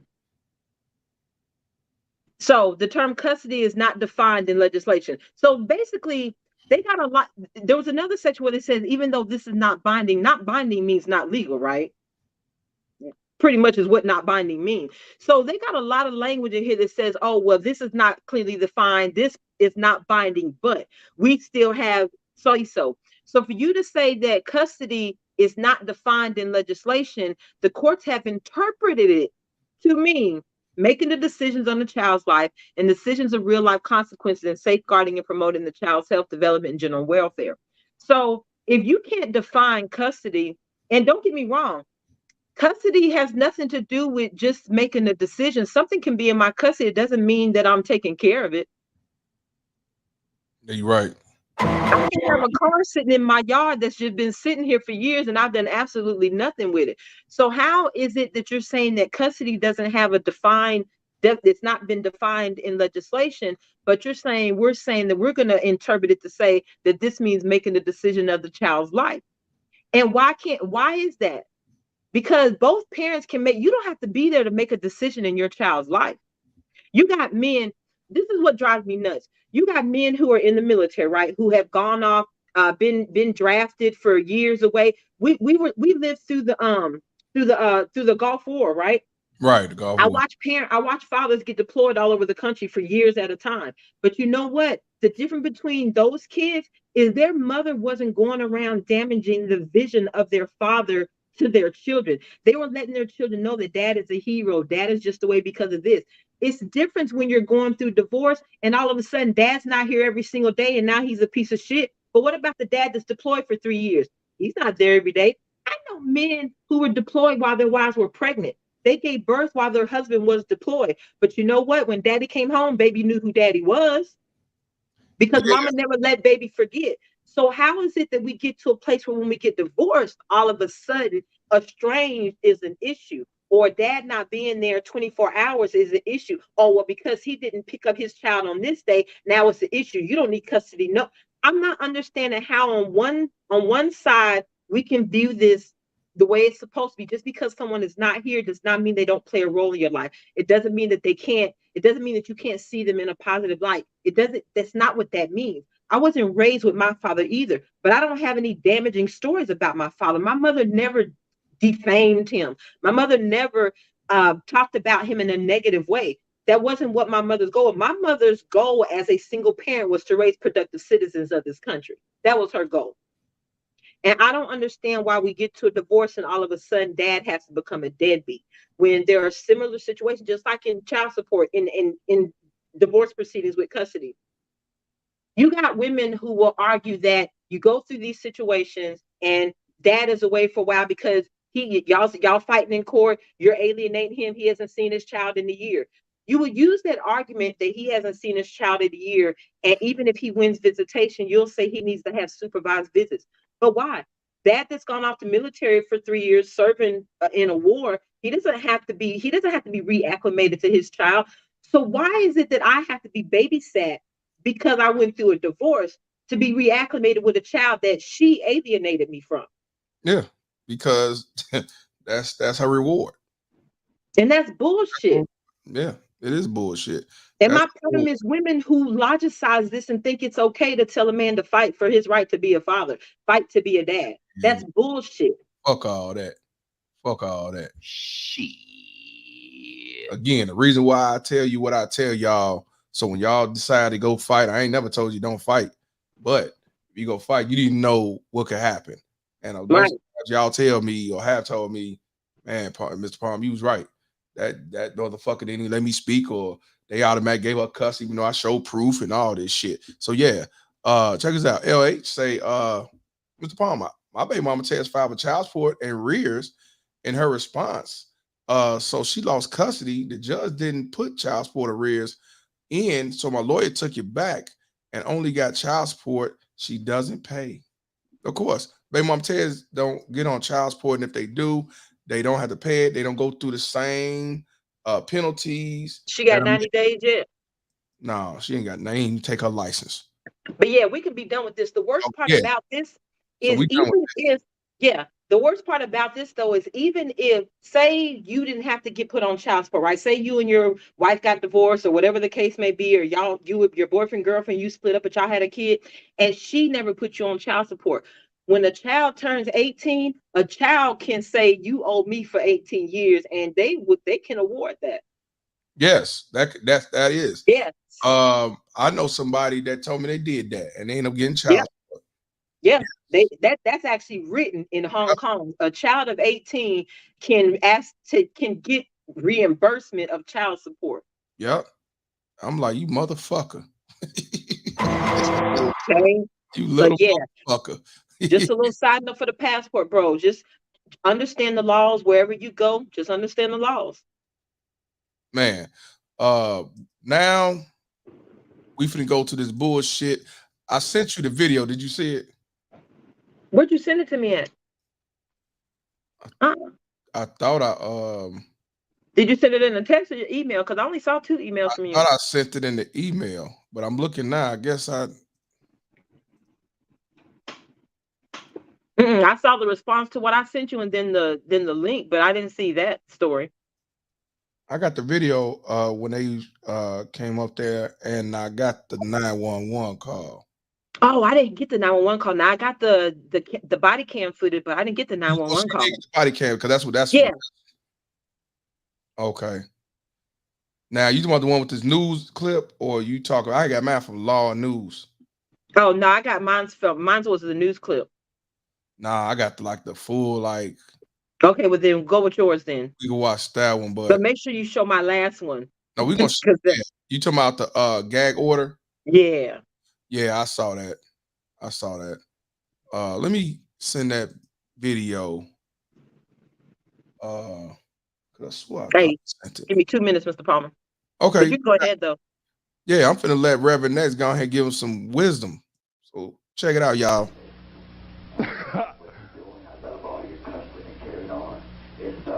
You the devil. You the devil. You a Satanist, huh? Then you wrote a book too then, right? You got a book with blood on it, huh? You Satan, huh? Who created your ass, Satan? Who created your ass? I come in the name of Jesus by the power of the Holy Spirit. I come in the name of Jesus by the power of the Holy Spirit. The devil is a motherfucking liar. So you know I ain't worried. Biatch. Stupid bitch. Look at that. I'm provoking that, huh? I'm making motherfuckers just hate God more. I'm provoking that, huh? You goddamn devil worshiper, you ain't got no excuse. Motherfucker, you ain't coming in you come in the name of Satan. I guess if you like a house nigga and want to go competitive, if I say I'm God, then I guess you have to take the side of Satan, huh, motherfucker? Stupid bitch. It's not of competition, it's of cooperation. Stupid ass house nigga. I can't see you though, bitch. You see me, I'm all out. I make my ass very available. Tom, next caller. You don't like it? Kiss my ass, you don't like it. It's my house. That's what I'm talking about. Man, he like, kiss my ass if you don't like it. He say, kiss my ass. He said it with dignity. Kiss my ass if you don't like it. And it's my house. And that's what I'm saying. And that's something I'll never understand. If you don't like what I post, you don't like what I talk about, you not have to watch it. Hey, I just want to know what Reverend X was that when I was looking for a church home. You said what? I just want to know what Reverend X was when I was looking for a church home. Man, hey man, he was ahead of his time. He was ahead of his time. If he would have came out when YouTube got popular and stopped paying, he'd be rich. I feel you on that. Yeah, people made money off him. You know what I'm saying? And he never made no money off of it, man. So that's the unfortunate thing. He never made the money off of it. He still be on here though. He still word. Yeah, he still just type in Reverend X. He still be on here. It ain't the same like that. He older and he really, I think he got schizophrenia. And he played like sermons and shit on videos. He talking shit, but it ain't the same. I wish. I feel you. I wish definitely we could see a Reverend X 2023 like that was back in the day. Oh yeah, I'll donate to that collection plate all day. Hell yeah. All day. Yes. This is the video right here. Shout out to Law and Crime. I said Law and News. Shout out to Law and Crime for they be getting all the videos, the court cases. I didn't realize how big they was. I only knew about them on YouTube. They got a channel on cable called Law and Crime. So Law and Crime has been big. I only heard of them on YouTube. They is huge. They got over million. They got millions of subscribers. They get a lot of views. They multi-million-dollar company. So if you look at this black box, y'all already know what that black box is there for. For those that don't know, the black box is covering up one of the children that he had murdered. And he murdered one of them outside as the child was trying to run away. That's why I say I can't stand these low-life ass motherfuckers. So I'm gonna go on and play the video. Also, I pinned Dallas D link to the top. So if you want to subscribe to the channel, just pin to the top. So you ain't gotta go searching for it. We're gonna go and press the play button. Let me know, Dallas D, whenever you want me to pause it or whatever. I got you. This shit is some bullshit. The black box is one of the children that was murdered. One of the boys that was murdered. He was murdered outside. I don't know which one. Okay, because I saw the footage. I saw everything was chopped up and cut up, so I didn't see. Yeah, I knew he was in the yard, but I didn't see him. We're gonna play this clip, and then I saw you got the article, the gag order, and also it was something else. We can do that, but I want y'all to see this unfortunate bullshit. This is the aftermath, of course, y'all. This is in Ohio. I forgot the town or county, but it's Ohio. Gallen. 63, we're 21. Have EMS respond over here. Before 3 young Ohio boys were brutally executed by their father, court documents allege their mother and sister heroically attempted to save their lives. The shocking documents also reveal their father. You know what? And you know what? On some real shit, I have to give props to the mother. The mother tried to save her children. She didn't do like one of these Ku Klux Keishas or these other terrorists. She didn't run off. She tried to protect her children at all costs. She tried. When I looked up the information, I think it's on here. She actually tried. She fought. She tried to cover her kids. She told she told the 3-year-old to run away, but the baby was a baby. He wanted to run back to the mama. So he had a mindset to run away. And unfortunately, he was killed also. You just can't make this up with this piece of shit. So yeah, the mama was actually being a mama. A parent, mother or father will risk their life to protect them at all costs. So when I call y'all baby mama terrorists out who don't risk their lives and protect their children at all costs, y'all get mad at me and say deadbeat. Now, we talked about the mother who was with the boyfriend, told her to leave. And the police told her, hey, you can leave. You should leave. She did not protect her child at all costs. And look what the fuck happened. You can't make this shit up. You just can't make this shit up. You just can't. But y'all sit back and say, oh, you just hating. 5.5 hours. Yeah, right. I don't give a fuck what you think, bitch. The shocking documents also reveal their father considered their execution for months before allegedly pulling the trigger. What did I do? You're clear, they're being advised. Probably 34, just started mass casualty response. 63, do you want them to respond to the Laurel Lindale address? Where exactly do you need them? We're right in the front yard.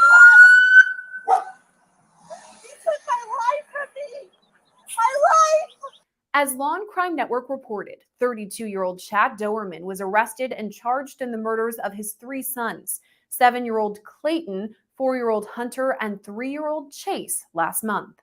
What we have here is the planned slaughter of 3 little boys, ages 7, 4, and 3.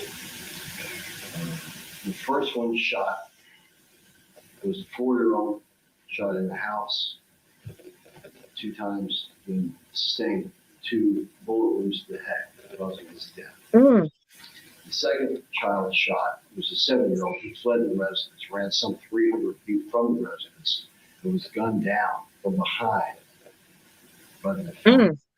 He then approached this little boy who's injured. So that was the 7-year-old that was in the yard. Yes, that was the 7-year-old in the yard. I want y'all to hear this unfortunate situation again on what he did. I want you to understand that this motherfucker right here is a terrorist. Alive, shot him in the head twice from close distance. There were powder burns in the boy's head. And then he went after the 3-year-old. And it was a struggle with the mother. He ripped the child from the mother's arms and put a bullet in his head at close range. We're now getting a closer look at the gruesome details that led up to the murders of the 3 boys. According to court documents, Doermann, quote, did purposefully and with prior calculation and design cause the death of his 3 children. All 3 children were under the age of 13 years of age. Investigators were called to the New Richmond, Ohio home on June 15th after Doermann allegedly shot all 3 boys with a .22 rifle. 1 boy was shot just once, and the other 2 were each shot 4 times. Oh my God. Where's he at? I want y'all to understand that he shot the other 2 each 4 times in the head. And the oldest being 7. Yeah, the oldest being 7. 3-year-old, what, 3, 5, 3, 4, and 3, 4, and 7. All 3 boys. So I just want you to hear the damn details of shit. Now, this is when they come up and he didn't fight, he didn't resist, he didn't do none of that. No. Motherfucker. It was almost like he was waiting on him. Exactly. He didn't run off, he didn't leave.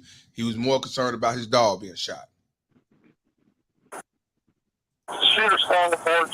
Get him right here.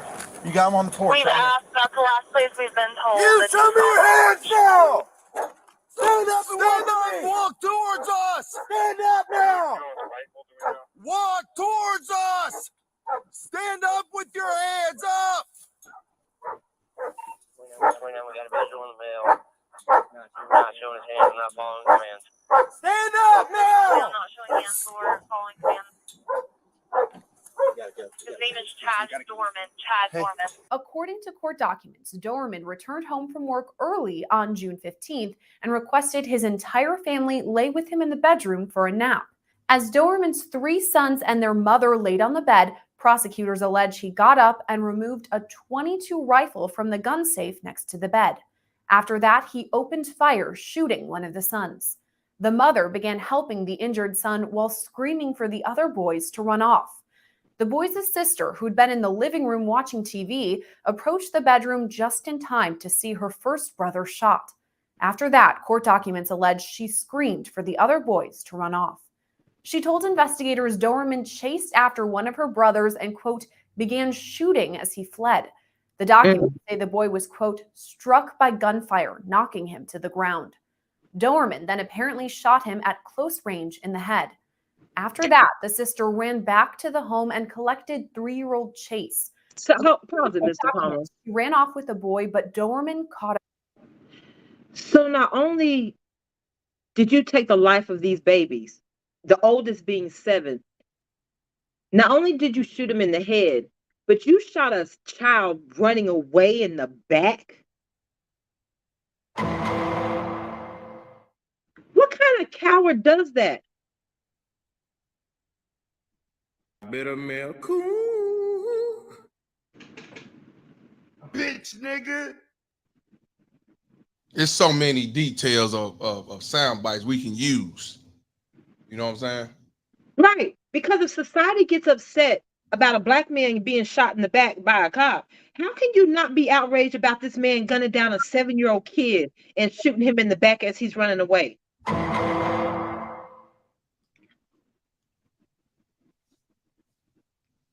Hey, she say, was that a cop? Sound like a cop. Yeah, it do sound like a cop, but no, he wasn't no cop. This was in New Richmond, Ohio. I never heard of it. I don't know. It was a small town. I don't know. It looked like a rural area. Yeah.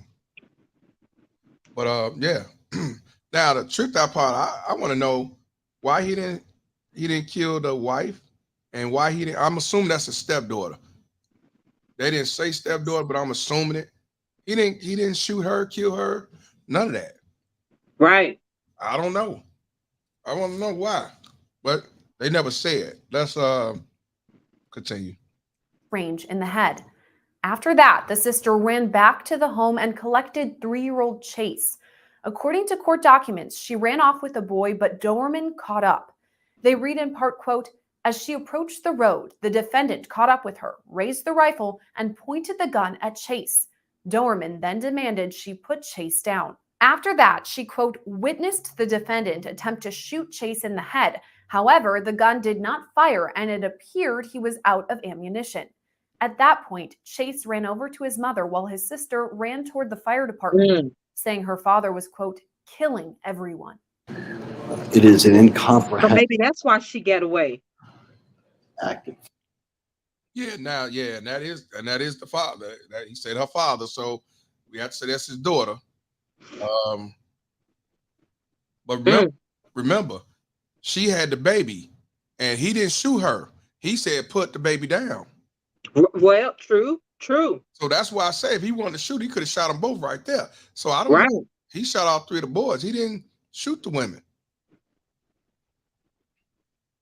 You know? Because, yeah, he shot her. I heard the mom did get struck with a bullet, but it wasn't a life-threatening injury. And I don't know. Right. And he bit her. He bit her also. Oh, I didn't see that part. You will. It'll come up. He bit her also because she was holding on to the baby, one of the babies, and he bit her. She tried. Those poor babies. Yeah. Horror that he perpetrated on this family. So again, that is my most important focus right now, is to ensure that they are protected and they're safe. And my hope and wish and prayer is that someday they will be able to find peace. Court documents say Doermann approached Chase and his mother next. They, quote, engaged in a physical altercation that led to Doermann biting his wife to get her to release the boy.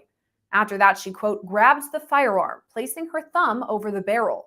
The defendant shot her through the thumb.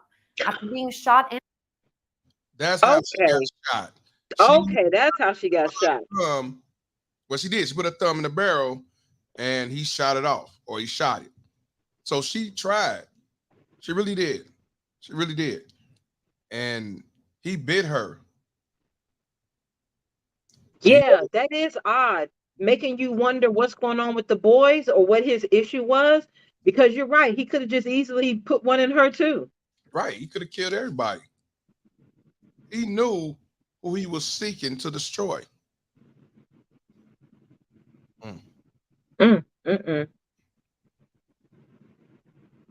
and bit, she ultimately dropped Chase. Doermann then allegedly shot and killed the 3-year-old. Next, in a chilling act, Doermann sat down on the side stoop of his home and, quote, calmly watched his wife undertake futile life. Wait a minute. Stepfather. So, yeah, that's his stepdaughter. Okay. Yeah, because it said, I'm looking right here, witnessing her stepfather executed brother. See, that's what I'm saying. He didn't kill her. He didn't shoot her. He did shoot the mother only because the barrel was, she put her thumb in there, and he didn't kill her. He shot her to get away, and he bit her. why he didn't kill the whole house. He actually targeted them little boys. He targeted his own blood. He targeted his own seed. This is what I'm saying. This dude ain't no Clifford Burns by a long shot. This motherfucker's a low-life piece of shit, human scum.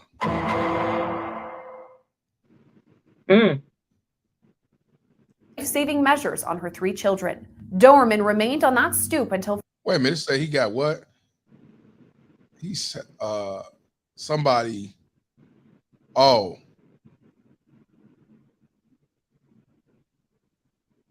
I don't know if that's his name, has suffered serious psychological harm as a result of being held at gunpoint.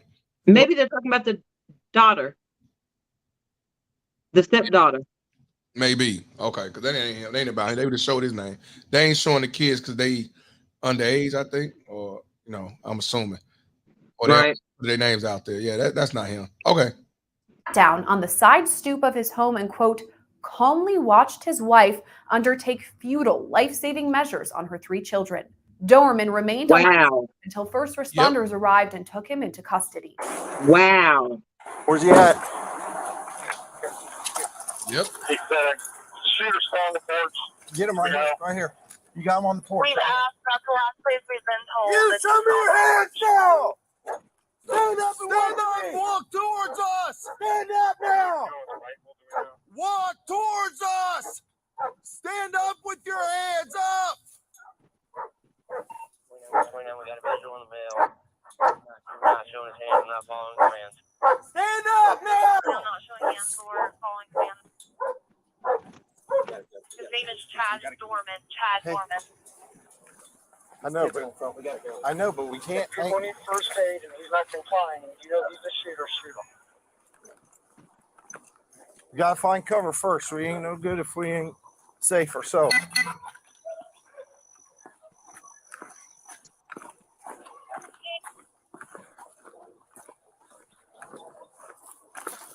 Hey, no. We need to come from this side where we can see them. Don't take cover behind her. We see them. We're going to approach from this side. We got cover. Right here. 6 cover, 29 and 63 attack on.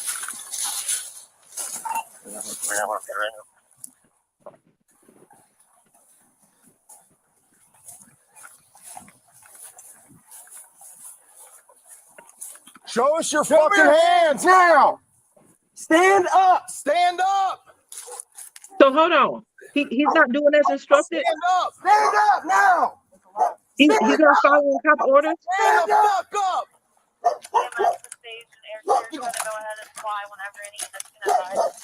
Get your hands out of here. Cover 21. It's in there. Those guys can confirm that there's people in the first aid, and that's the shooter. He's not complying. They need to take care of the victims. They have to shoot him and shoot him.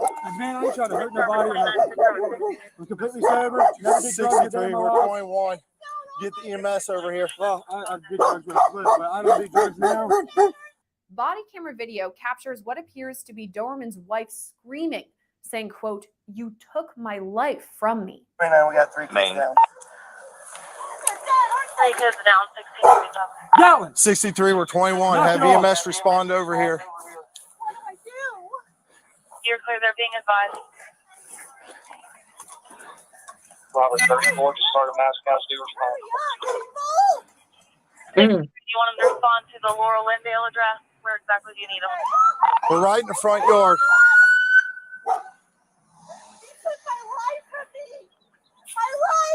Doermann himself acts very calm after he's handcuffed, even saying he will not hurt first responders. Can I roll over? I ain't gonna hurt you.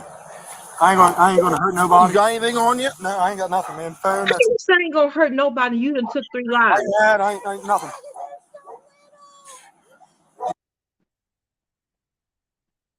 Go ahead, Dallas D. Yeah, he a real piece of shit. How you gonna sit here and say I ain't gonna hurt nobody? You done took the life of 3 individuals. But what was crazy, the cops rolling up on him, telling him to stand up. They've been telling him to stand up for 5 minutes, so he ain't have to follow no cop instructions. He ain't have to obey. He probably thought when he got up he was gonna get shot but they ain't gonna shoot him. But he was calm. That's another thing. The fact that he was sitting there so calm, the gun sitting beside him, just like it was just a regular Sunday morning. He was sitting outside having a cigarette. Right, that mom was on some easy like Sunday morning. Ooh, Nigga crazy. piece of shit, like you said. Yeah, he's a piece of shit. Well, watch we talk about the dog. He more worried about the dog getting shot. I ain't gonna hurt nobody. You got anything on you? No, I ain't got nothing, man. Phone, that's it. I ain't mad. I ain't nothing. I ain't mad. I ain't nothing. Just make sure that dog don't come out. I don't think he'll bite you. Just don't reach for him and try to grab him and pet him. He won't bite you. What's going on, man? He won't bite you. Can I stand up? It's kind of uncomfortable. I'm gonna I get ain't you gonna here do in a nothing. I ain't second. running away. You can do whatever you want.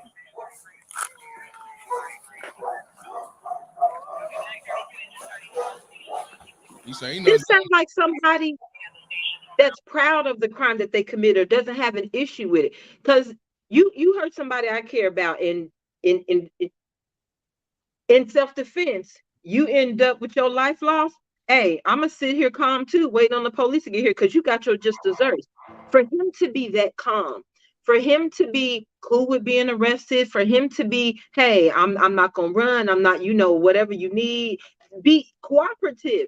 That's almost like he was, I don't want to say proud, but it's almost like he took no issue with the act that he committed. Like a To badge of have his honor. wife sitting up there trying to save her children while you sitting on the porch chilling. Like a badge of honor. Like he just played the video game of Call of Duty and won. Shout out to Starring Grant for the $5 donation. He said monsters are real and ghosts are real too. They live inside us and sometimes they win. Stephen King. Facts. Matter of fact. Truth is what it is.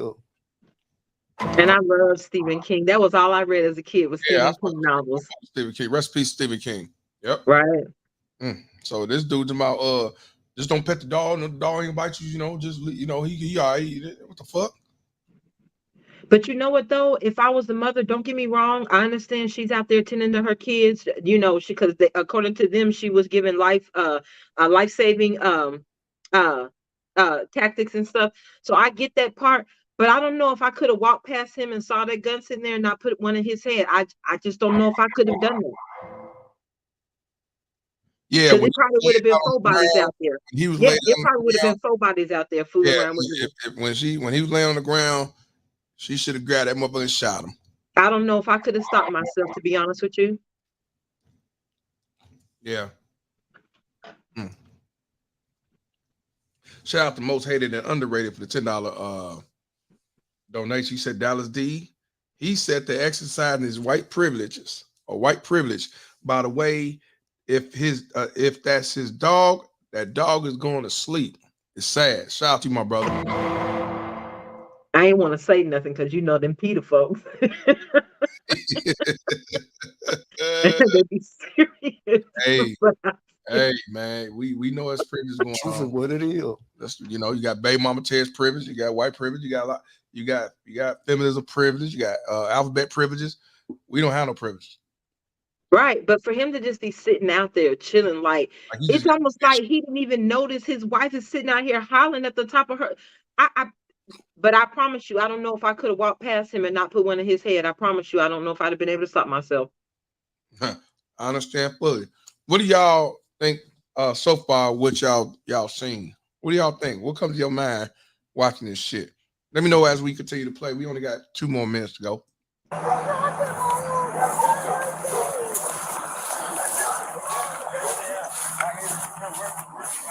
Here.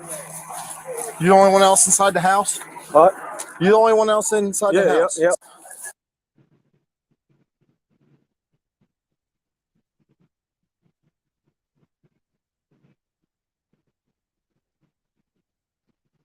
What you doing, Palmer? My bad. I pressed the mute, but I'm eating some peanuts and I ain't ate yet, so forgive me.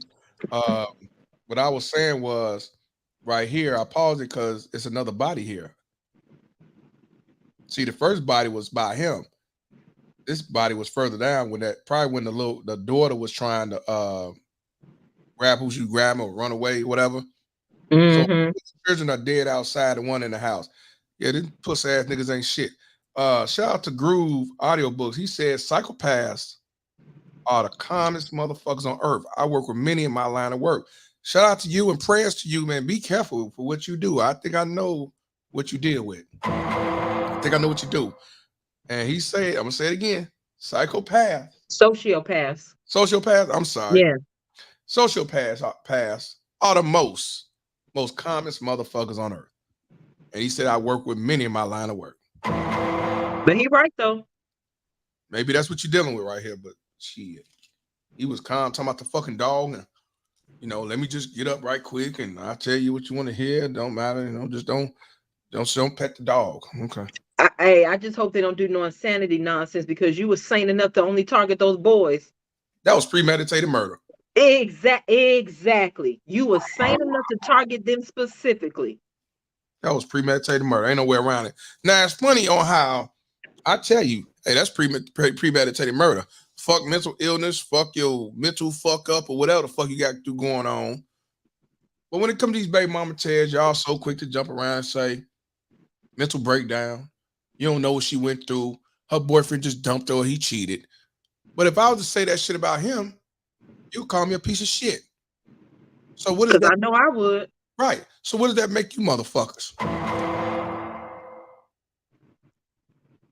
What? You the only one else inside the house? Yeah. Sit down right here. My daughter, she ran over to the fire department. Sit down. It's my stepdaughter. Put him in the cage. Separate body camera video then shows officers put Doermann in the back of a squad car.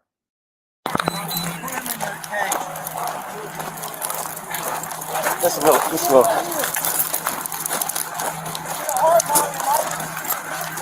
Where else do you leave?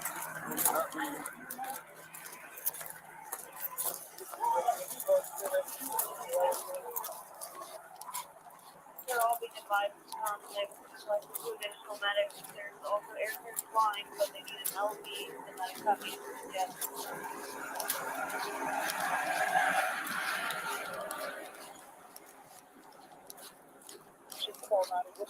Can you get the wallet out of my back pocket? Shut up, dude. What do you say? Shut up, bitch. Yeah, the right to remain silent. Fucking use it. Court documents. That nigga asked to get his wallet out of his back pocket. Dude, like, shut up.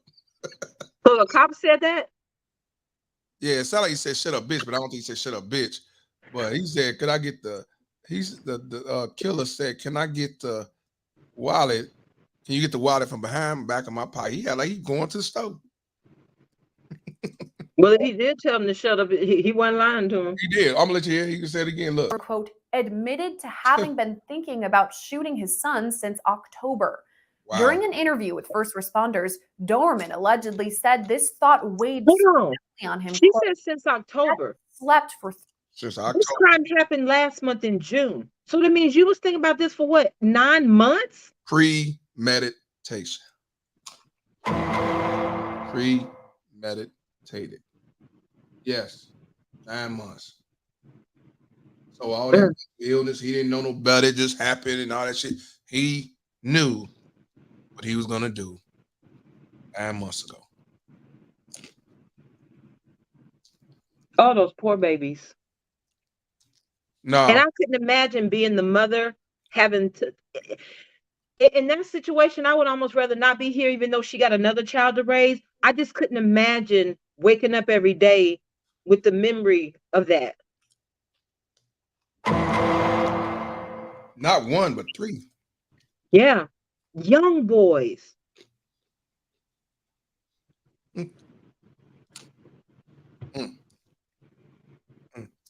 But calm as he is, I hope they ain't taking the Burger King.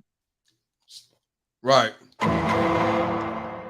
3 or 4 days prior to murdering his 3 sons.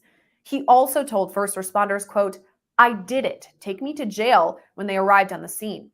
Doermann has since been charged with 9 counts of aggravated murder, 4 counts of felonious assault, and 8 counts of kidnapping. Ohio prosecutors have already signified they plan to seek the death penalty in his case. Hold on, pause that. I want to go back to that paragraph. This is a death penalty case. Where he said Yeah, that bottom paragraph. The defendant made multiple statements to law enforcement, such as "I did it, take me to jail," and then turns around and says, "I shouldn't have done that. I shouldn't have shot and killed." What does that say? I shouldn't have shot and killed. What does that say? Wait, hold on. Or I shouldn't have shot what and them. I don't know.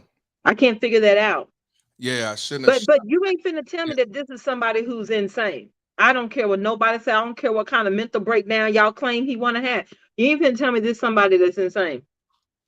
So you think he's insane? Hell no. I'm about to say hell no. You knew what you did. You knew exactly what you was doing.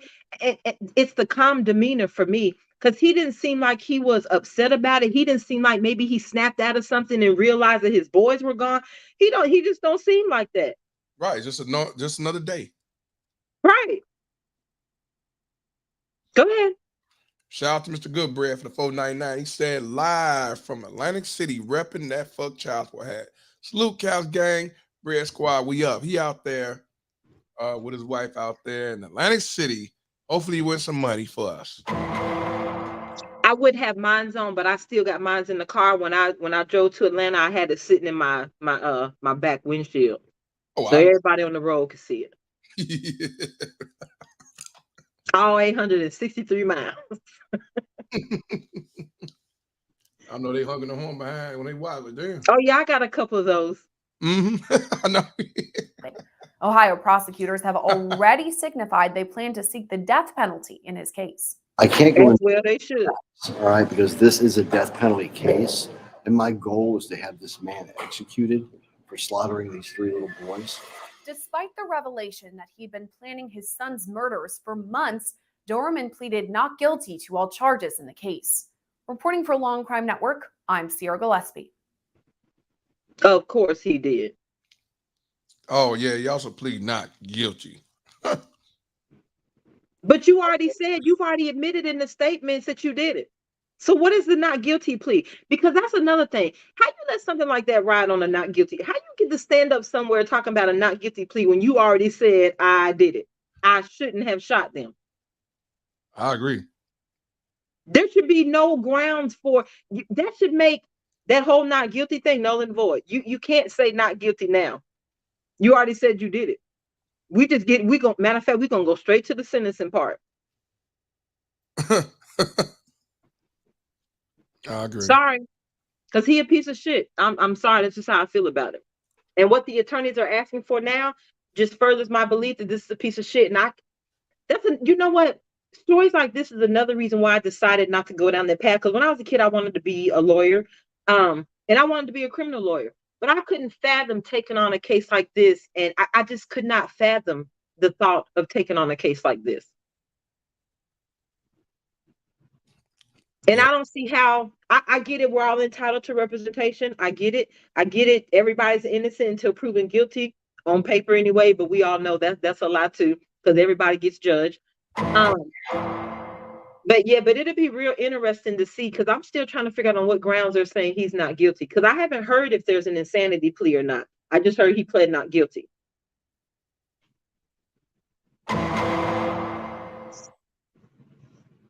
That motherfucker's guilty. I don't give a fuck what he used.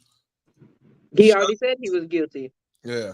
Shout out to Speaking My Mind for the $2 donation. She said insane in the membrane. Yeah. Yeah, but he should have already been 6 feet deep. Because if I was mom, he probably would have been 6. I hate to say that. I just don't know if I would have been able to not. I don't think I got it in me to stop me. Right. Not you done took 3 of my 3 babies? Oh no. I don't know if I could have stopped me. Yeah. So I got wait a minute. You go ahead and read this. Oh, it's a video also where, of course, he pleads not guilty to the charge of the deaths of the 3-year-old son. They gave him a $20 million bail, I believe. Yeah. Which you shouldn't have got no bail at all. I agree with that. I agree. We know this trash can't afford it, but still, you shouldn't have had no bond. But that is the highest that they can set it, I believe. Right. So shouldn't have had no bail. You want me to play it or? Yeah, you can play it. Okay. Take control of your home comfort knew with Oh, an well, you know there's a 30-second commercial. Yeah, I knew. Piece of shit. My bad. No, I ain't gonna do with you. Everybody doing soliciting or they doing some other dumb shit before they can just play. Okay. Me too, but good. Me too. So there is no way. Stronger Grant say push his muffin cap back. Let's get this thing started. No bond for a Claremont County man accused of murdering now his there's no three bond. young sons last week. And thanks for joining us here at 5 o'clock. I'm Cherie Palello. That request granted today during Chad Doermann's arraignment. During that hearing, we also learned new details about the shooting. And WLWT News 5's Karen Johnson, live for us in Batavia tonight. Karen, we should, of course, warn our viewers. Details released today, very disturbing, very graphic. Yes, you know, Cherie, they are very graphic. And the last thing we want to do is sensationalize this tragedy. So we are not going to replay every single horrific detail that was spoken today in court. But prosecutors made some of these details public for a reason. And one of those reasons, so people can see why they are seeking the death penalty. State of Ohio versus Chad C. Doermann. Mr. Doermann. Yes, sir. Aside from answering a few yes or no questions, 32-year-old Chad Doermann remained fairly quiet during today's arraignment. Doermann faces 21 charges, including 9 counts of aggravated murder. What we have here is a planned slaughter of 3 little boys, ages 7, 4, and 3. Doermann is accused of murdering his 3 sons, 7-year-old Clayton, 4-year-old Hunter, and 3-year-old Chase, last week at their Monroe Township home. The first one shot was the 4-year-old, shot in the house 2 times. The second child shot was a 7-year-old who fled the residence, ran some 300 feet from the residence, and was gunned down from behind by the defendant. Prosecutors say Doermann then went after Chase, the youngest. There was a struggle with the mother. He ripped the child from the mother's arms. Prosecutor Mark DeColvey is seeking the death penalty for what he called an incomprehensible act of horror. And my goal is to have this man executed for slaughtering these 3 little boys. In addition to prosecuting this case, DeColvey said also just as important, protecting the Doermann boys' family, their mother and sister, who survived the violence. And my hope and wish and prayer is that someday they will be able to find peace. And today, Doermann did plead not guilty, but that is standard procedure during this part of the process. He is due back in court July 5th for a pretrial hearing. Reporting live tonight in Batavia, Karen Johnson, WLWT News 5. Karen, we know the visitation and the celebration of life service for these little boys is set for this coming Monday at First Baptist Church of Glen Estee.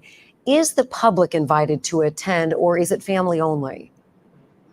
Yes, you know, if you read the obituary, that wasn't very clear, but the aunt of the boys called me today because she wanted me to let everyone know, yes, the public is invited. They are expecting a large turnout. And again, they want people to wear bright colors because, like you said, it's a celebration of life. That's what they want it to be. She also told me there will be guest books around the church, and she's encouraging anyone who has any story about the boys to take a little bit of time, write that story down so the boy's mother, Laura, can read that. She said, the aunt said that that's the one thing that is helping their mother through this is by hearing and people sharing all of the happy stories about her sons. Cherie. Clinging to anything she can, no doubt. Karen Johnson reporting live for us tonight. Karen.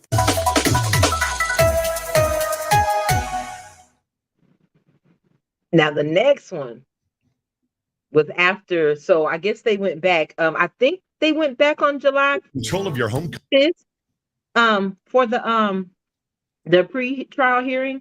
And that's where they wanted to start asking for gag orders, of course. And that should be the last one I sent you. Yeah, I mean, we don't have to say too much with this motherfucker. The reason why they want to use the gag order, why they want to do that, because the defense says the prosecutor came out to the meeting and said he wanna give him the electric chair, and they felt that, you know, we should have said all that, blah, blah, blah. So the judge is going to do a gag order. Which is bullshit. It was wrong. And that's his bullshit. I don't see it was wrong. Right. But you know what? I think one of the main reasons why they asked for that is because you got to think about where we are now with social media. I've been saying for a while, the court of public opinion is roaring on social media. YouTube has swayed the way people feel about a lot of topics. And all these conversations that are happening are making people think like, man, maybe this really is messed up. Maybe there is some biases. Maybe we do have a problem. Maybe the laws aren't fair.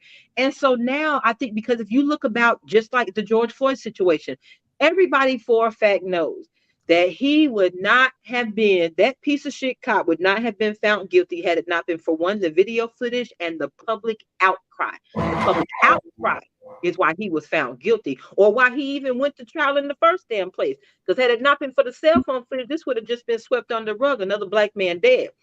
So I believe now that you're probably going to start seeing a lot more gag orders when stories like this happen, because they realize the court of public opinion is out, and nobody can look at this story and see anybody who are, if you can look at this story and see an innocent man, shame on you. And honestly, truly, you deserve to be exactly where he needs to go. And that's what I feel about these baby mama terrorists that condone their bullshit and try to make excuses and the past and what the mama or daddy could have did bullshit. Yeah, facts. So that's how I feel the same way, motherfucker. So that's why I say no mercy over here. No mercy. Right. Take control of your comfort with an air. Sorry. I was trying to. And you know what? The only negative thing I have to say, and I say this with, it's not to say that the mother didn't fight, but in all honesty, I would have had to have been dead too. Because I don't know if you could have just, I'm not saying that men don't overpower women. I'm not saying that she didn't fear for her life. I'm not saying any of that. But he would have had to take my life too to rip that baby out of my arms. I'm sorry. That's just me. I'm not saying she didn't fight. This is not to bash her. This is not to say anything negative about what she's going through, because I know she's struggling. I know her heart hurts, and my heart hurts for her. But he would have had to kill me too. It's not bashing. Right. He just would have had to kill me too.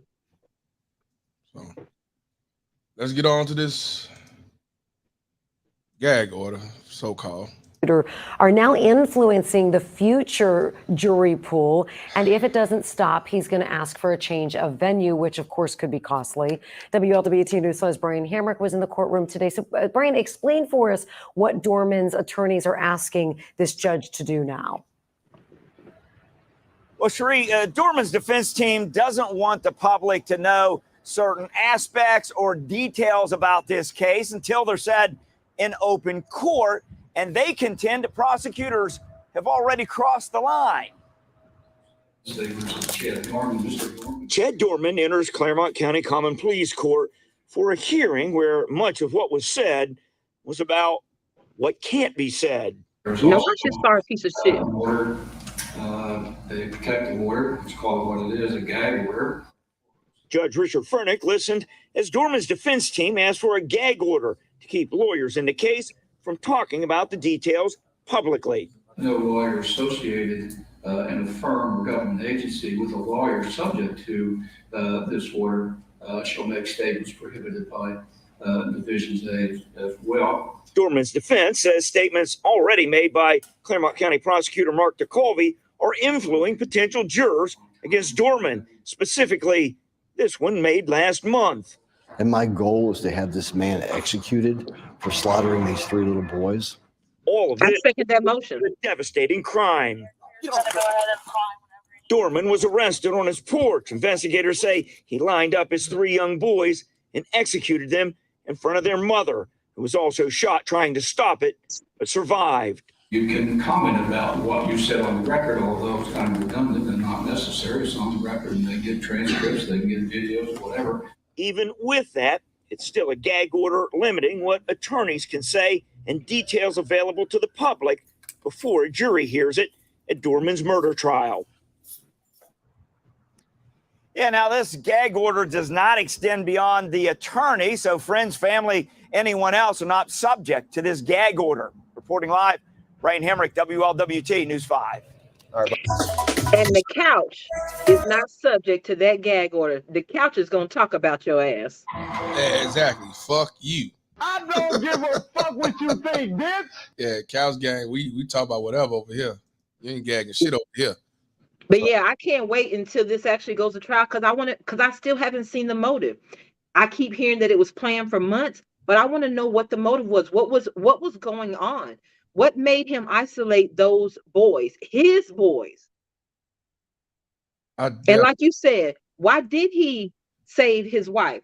Because he still had the rifle there. Maybe he was out of ammunition. I don't know. I don't know. But for him to not take her life, it's really got me wondering what was the motive behind all of this. Why did those 3 boys have to lose their life? What the hell was that father going through? Or what was in his head? What did those boys do? What did anyone do for you to take the life of those little boys? Yeah. The last thing I'm gonna show y'all before we cut out of here is the 911 call. Definitely this is disturbing warning, you know. Let's get it going. Fair use. Where's your emergency? Yes. Fair use. There's a girl running down the street being like her stepfather is killing everyone in her family. It's on the corner of where there's a body shop and the fire department. Do you know what road this is? Okay, what's your name? Give it into the fire department. What's your name? Do you know what road this is? Laura Lindell Road. You said what? It's Laura Lindell Road. Okay, and what did the female say to you? And she says that her stepfather is killing everybody in her house. I did. I'm on the phone with them right now. Did you say how or what was happening? I asked her to get in the car with me, and she said she couldn't leave her family, but I think she ran to the fire department. So she went to the fire station. What did she look like? She's probably a young teenager, probably like 16, 18, with long blonde hair. And she has a black dog. Did she say anything about a baby? I don't know about no baby. She said she just couldn't leave her family. But I see a car running around. I'm sorry? Do you see anything from the house? So I drove down the road a little bit, so I was afraid that I was going to get shot myself since I interacted with her face to face. So I'm just about maybe 3 houses down. But she's like waiting at the corner. I don't know what she's doing, but I kind of still see her in the corner. But I saw a car kind of came around and whipped around, so I'm not exactly sure if that's him or if he's chasing her or not. I'm sorry? What kind of vehicle was it? I saw it was like a gray. Did you see that car whip around? It's one of the fire department guys. I think maybe a fire department guy. It was a regular kind of focused looking gray car. Okay, we have help on the way. Thank you. Dark gray. Okay, all right. Call us back, okay, and steer clear of the area at this time.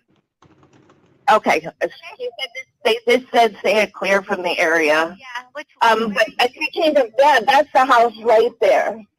Oh, are you inside where you're safe? I'm standing outside where I can see the lady. Okay. I'm across the street at Lindell Automotive. Can you tell how many people have been shot? I think 2 children. Okay. All right. What was that your I've name, seen. sir? My name is. What's your last name? All right. We've got help on the way. If you could just try to stay inside so that you're safe. All right. All right. Thank you. Thank you. Bye. So that was a 911 call. One was a mechanic, I guess, and the other was a neighbor. I got questions about that neighbor though. Which one? So, the female. So she said she spoke to the little girl, right? And the little girl said she couldn't leave her family, which I understand that concept. You don't want to leave your kid. But then she said she was a couple houses down. So you left a little child out there with a murderous man. You fucking nincomb fucking poop. I played both at the same time. You fucking nincomb fucking poop. I'm having a hard time understanding that. There's no way I could have left that child. I get it. She didn't want to leave. I couldn't have left that Like child. when baby mama tears up the block, don't it? Shut your goddamn ass up. Yeah. Yeah, there's no way I could have left that little girl there. And she just said, my daddy's in here murdering everybody. There's no way I could have left that little girl there. I agree. Sound like one of them baby mama tears I speak on. Yes. I mean, at least she called 911, but I just couldn't have done it. Yeah. Like I said, y'all, this is definitely an unfortunate situation. Nigga, baby daddy Terry's a piece of shit. And I don't give a fuck about no insanity, mental issues, postpartum, whatever. He deserves to say postpartum. Hell yeah, he a bitch. What you mean? He a bitch. Yeah. He got to be on his period or some shit. He's a bitch. Yes. I feel you. So yeah, he whatever. You can't use that. I wish y'all motherfuckers do the same when these baby mama tears do the same damn thing to the children. So, but I know it's not gonna happen. But as always, Dallas D, I appreciate you. I really do. You keep my I hate to be under these circumstances. yeah, that's why I say, yeah, you keep my couch sitting afloat. I appreciate you. Anything I could do for your two creditors, sir. Yeah. Yeah, but when you gonna start doing your videos on your page? When I'm done with these 3 projects I got going on at work, they tie up all my time. Okay, so I'm working on them this weekend. Give about August. She will be doing her videos on her channel. Y'all subscribe to the channel, be already ahead of the game, and be ready and prepared to get some Dallas D. You know what I'm saying? Go out there, unleash the truth, and make motherfuckers mad. It's what I do best. That's right, exactly. Truth is what it is in this motherfucker. So yeah, but it is unfortunate. This was a horrendous story. I don't see how any parent can take the life. First of all, an individual taking the life of a child, let alone a parent taking the life of their child. It's horrible. Exactly. It's unimaginable. Yeah. And honestly, I hope he gets everything that's coming to him. Facts. Yep, he deserves to get whatever's coming to him. And right. I know they got him in PC easy. You know what I'm saying? Because I know motherfuckers find out, and I'm sure they know. Oh yeah. Zap out of him. And I'm sorry. Put him. He needs to be in GP.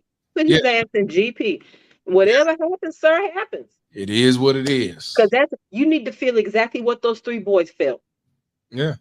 Every drop of it. I agree to the fullest. Fuck him. Let everybody know how to reach you now. They got the link up top. But is there any other social media links? Oh, hey, y'all know I'm Dallas D. I'm Dallas D on Instagram and on Facebook. I haven't been on Facebook in a while though, because fuck Mark Zuckerberg, but exactly, fuck him. Yeah, but yeah, that there's that thing. But yeah, I'm just Dallas D everywhere. And y'all know, I be posting all my little crazy stories here. I'm the same person on Mr. Palmer channel that I am on my pages. So, but yeah, I will start putting some content out on my channel. Probably just starting off with a couple of quick little videos, just some things to make you think. But yeah, we about to get into that as soon as I get off these damn projects. But I couldn't think of anybody better to spend my Sunday afternoon with than the couch. Couch lives matter. Yes, couch lives matter. You know what I'm saying? As always, I appreciate you. We got to set up for next Sunday, so you already know. Gotcha. And yeah, subscribe to a channel. It's pinned to the top, so you can't say I don't know where it is. I can't find it. It's at the top, pinned. It's pinned. As always, Dallas D, go on, do something, get your mind off this bullshit we just got through witnessing and watching and learning from these pieces of shit. I'm about to go read contracts, so. Yeah, I'm about to, I don't know, just get on the couch. Couch will rejuvenate me. Yeah, I'm about to get on the couch and read these contracts. That's exactly what I'm about to do. Get on the couch and read these damn contracts. Exactly. So I'm gonna do something on the couch though. I'm gonna write some shit, I guess. That's what's up. Yeah, I gotta get. Yeah. So yeah. Again, you're the only one that convinced me to write on command. So. That's what's up. Shout out to Dallas D. I appreciate you. Definitely survived that weather down there. Oh, I stay in the house on the couch. It's cool on my couch. I know that's right. All right, Dallas D. But yeah, it's an honor, Mr. Palmer. Now, hey, I don't fuck with nobody but the couch in these YouTube spaces. So True. y'all have yourselves a good one. If y'all in any of these southern states or these triple digits, hey, y'all take care of yourselves. If you see somebody out there homeless, give them a bottle of water. I ain't with giving everybody no money. Give them a bottle of water. It's hot as hell out there. Y'all stay safe. Stay away from these baby mama terrorists and baby daddy terrorists and leave these fuckers alone. Y'all have a good one. All right, now, Dallas, you have a good one. Appreciate All you. right. Yeah. Shout out to Dallas D, man. I'm about to get my ass on the couch, make my mind right. And you can't make this shit up, man. Hopefully this motherfucker get the death penalty. He don't deserve life in prison. He don't deserve 40 years. If anything, the only thing he deserves is the death penalty or let him out and let him be in a house with the door open so people to come by and pay a visit. That's the only two things I think they should do. You know what I'm saying? Tune in. We will be live tomorrow, regular time, usually around 4:20, 4:30. Definitely gonna go live tomorrow. Like I said, man, these motherfuckers ain't shit. And motherfucker gonna try to use probably some motherfucking some type of mental issues. Nah, it was premeditated. That motherfucker's a piece of shit, low life human scum, just like one of these baby mama terrorists. He probably was raised by a baby mama terrorist, as far as I'm concerned. So on that note, man, I'm getting the fuck out of here, man. I'm gonna end this shit with stop the motherfucking cap. And y'all definitely be safe out here, man. And salute to the Cows gang. Shout out to the baby mama terrorist bounty hunters. Peace out, man. I'm Mr. Palmer, and this conversation is over. Ooh, no. Bitch, you fucked up a good man. Stop the cap. Bragging about you having a man, but you know you're lonely. Stop the cap. Saying that you got all the dough, but baby, you have no money. The cap. Saying that your hair on your head is real, but you know it's not. The cap. Wearing some mop that you got from the good old pawn shop. Run around saying baby daddy left, but you know it's not true. You don't do to live off the government, that's what you choose. You fucked up with a good man, you rather be ran through. You know you made a big mistake, leaving here for Section 8. Even though you're living off government daddy, making them your children new pappy. Claiming you're so strong and independent, you was just like them baby mama terrorist women. Fuck out of here. Even though you're living off government daddy, making them your children new pappy. Claiming you're so strong and independent, you was just like them baby mama terrorist women. Fuck out of here. One more time, come on. Even though you're living off government daddy, making them your children new pappy. Claiming you're so strong and independent, you was just like them baby mama terrorist women. Fuck out of here.